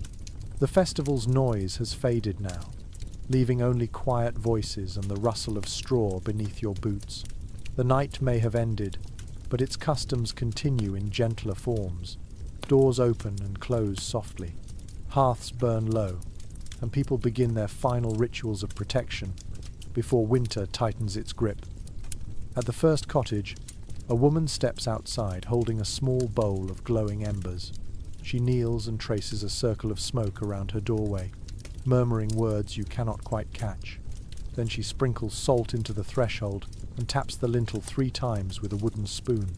When she sees you watching, she smiles shyly. "To keep what's good in and what's ill out," she explains. Her tone is calm, not fearful. For her, this is no superstition but habit, as ordinary as sweeping the floor. This kind of ritual, known as a threshold charm, was one of the simplest yet most enduring practices of the Middle Ages. People believed that danger entered through doors and windows, the boundaries between the safe and the unknown. Chroniclers who wrote about such customs often mocked them, yet even in monasteries, monks sometimes marked their doors with chalk crosses on this night.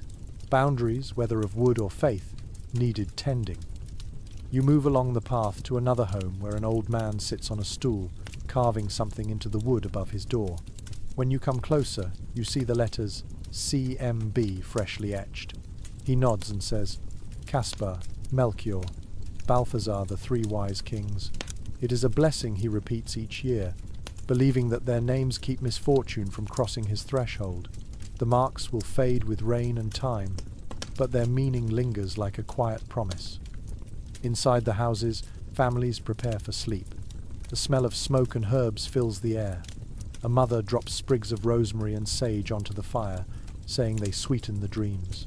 The children watch the flames twist and curl, their eyes heavy. On the table, a candle burns beside a cup of milk and a crust of bread. "For whoever walks tonight," the father says softly before snuffing the candle, "the bread will be gone by morning, though perhaps eaten by a neighbour's cat." Still, the gesture matters. In a cottage farther down, a widow opens her window for a brief moment to let the night air in. She touches the frame, whispers a name, then closes it again. The air inside the house stirs, and the candlelight trembles. Her actions are tender, not tragic. She is not summoning the dead, but acknowledging them, keeping memory alive through the smallest movement of her hands. An old record from Brittany mentions that on this night, villagers scattered ashes from the hearth across their thresholds, believing it confused wandering spirits who tried to enter. Others hung sprigs of ivy or holly in the corners of windows. One scholar suggested that these acts were a kind of language between people and their houses, a way of saying, "We belong to this place, and this place protects us." You step back outside and notice how every door glows faintly with firelight. Smoke rises gently from the chimneys. merging into a low, silvery haze that covers the rooftops. The air hums with a strange stillness, as if every house is breathing together. Somewhere in the distance, a fox barks, sharp and brief. The sound makes the dogs in the village answer, their barks overlapping like a warning and a song. A priest once wrote that faith alone could guard a home, but even he admitted that the Lord's blessing may ride as easily on a handful of salt as on a psalm. The line is half joke, half truth. People need actions as much as prayers. The rituals of the threshold remind them that they are not helpless. Every pinch of salt, every whispered word, every circle of smoke is a declaration that they will endure whatever the winter brings. You walk to the edge of the lane, where the last house stands alone beside a field. Its shutters are closed tight, but a faint glow leaks through the cracks. A young woman stands by the door holding a bowl of water. She dips her fingers in and flicks droplets toward the corners of the house, naming each one aloud the north, the south, the east, and the west. So the winds will know us and pass gently, she says. Her tone is simple, reverent. You watch as she sets the bowl down by the doorstep, where the moonlight catches it and makes it gleam like silver. It strikes you how these acts, so small and quiet, carry centuries within them. The people performing them might not know where the customs began, yet they keep them alive through faith, habit, and love. In their repetition lies comfort. To bless a house is to remind oneself that home is sacred, no matter how humble. You lift your eyes to the hills, where a faint glow marks the site of last night's bonfire. Its ashes are cold now, but the memory of light remains. The villagers have carried a spark of that flame into their hearths, their prayers, their gestures.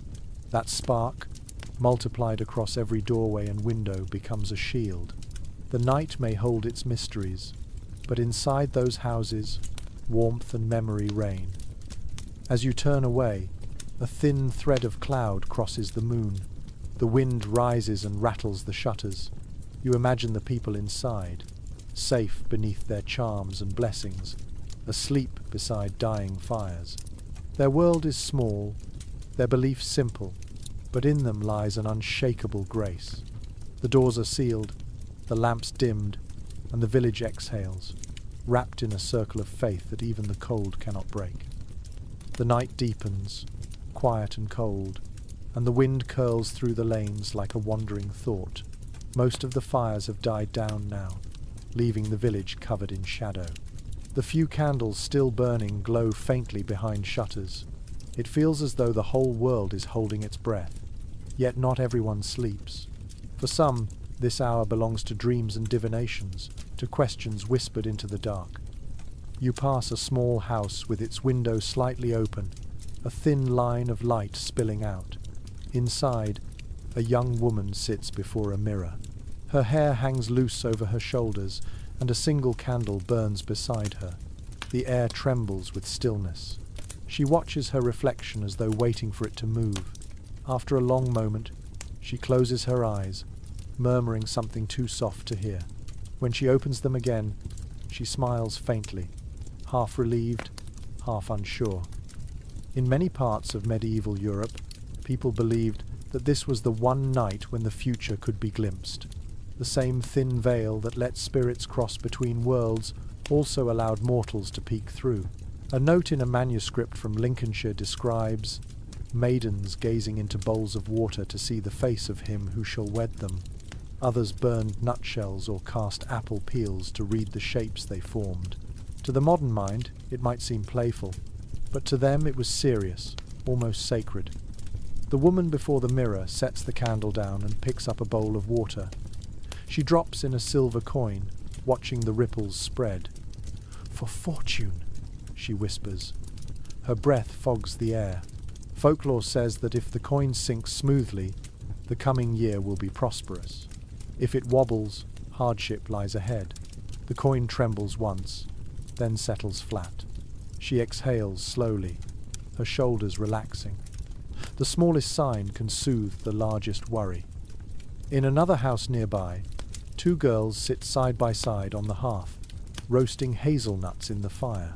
Each nut carries the name of a suitor scratched into its shell. They watch as the heat makes them pop and jump. If they burn together, so will the hearts, one of them recites. The nuts crack, spark, and roll apart.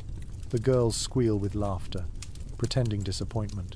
Their mother shakes her head but cannot help smiling. Games like these are allowed only tonight, when play touches mystery. A monk who kept parish notes in the 14th century wrote of such customs with mild disapproval, calling them idle fancies of maidens, yet his tone betrays amusement. He admits that even the most devout sometimes waited to see whether their candle flickered toward or away from them, reading omens in its smoke. Faith and curiosity have always shared the same space. You step outside again, the cold brushing your face like silk. The moon sits high now, bright and pitiless, silvering the rooftops.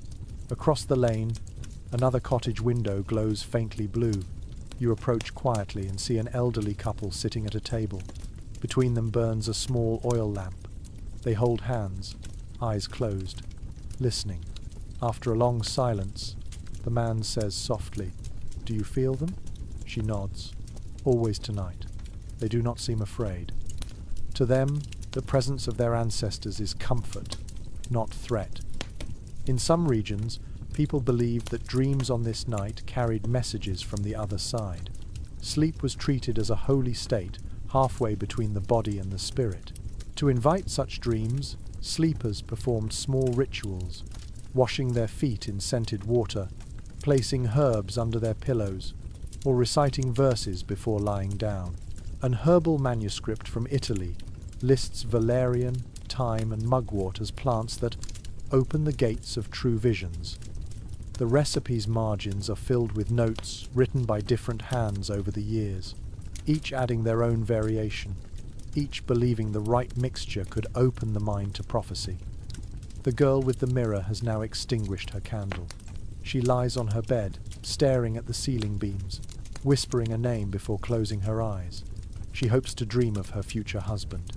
Outside, the wind rattles the shutters, and the sound seems to answer her whisper.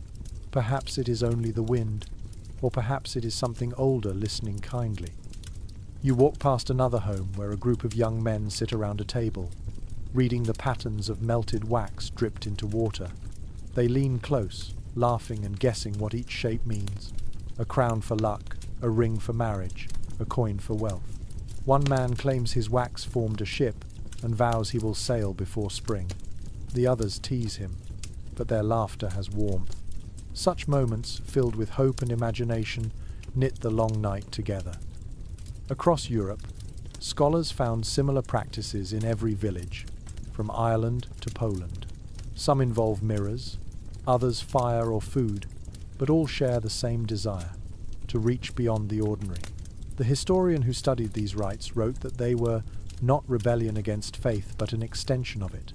When the world feels uncertain, it is human to look for signs, whether in scripture or in smoke. You stop at the top of the hill and look back at the village.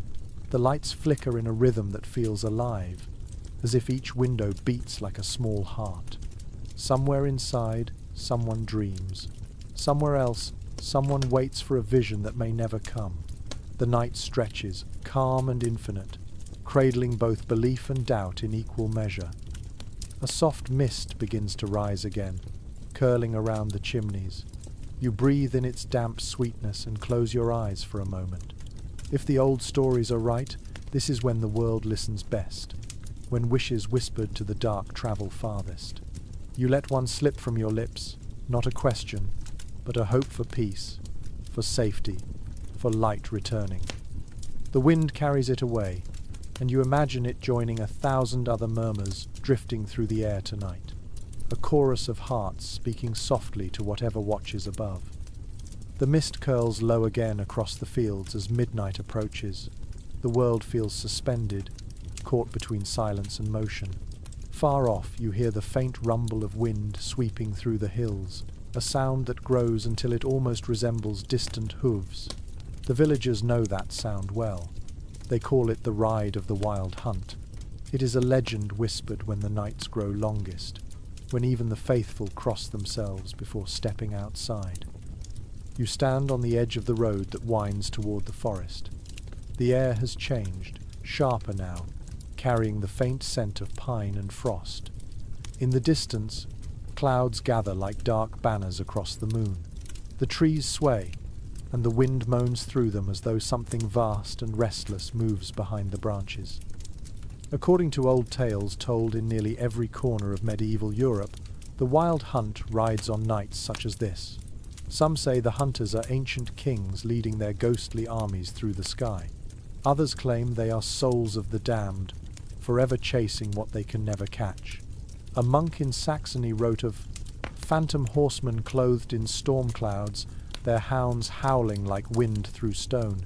He admitted he had never seen them himself, but added, "Many have heard." The people in your village speak of it too. They say that when the wind grows fierce enough to shake the shutters, the hunt passes overhead. Dogs whine, crows fall silent, and travellers on the road kneel until the sound fades. To glimpse the riders is considered both curse and honour.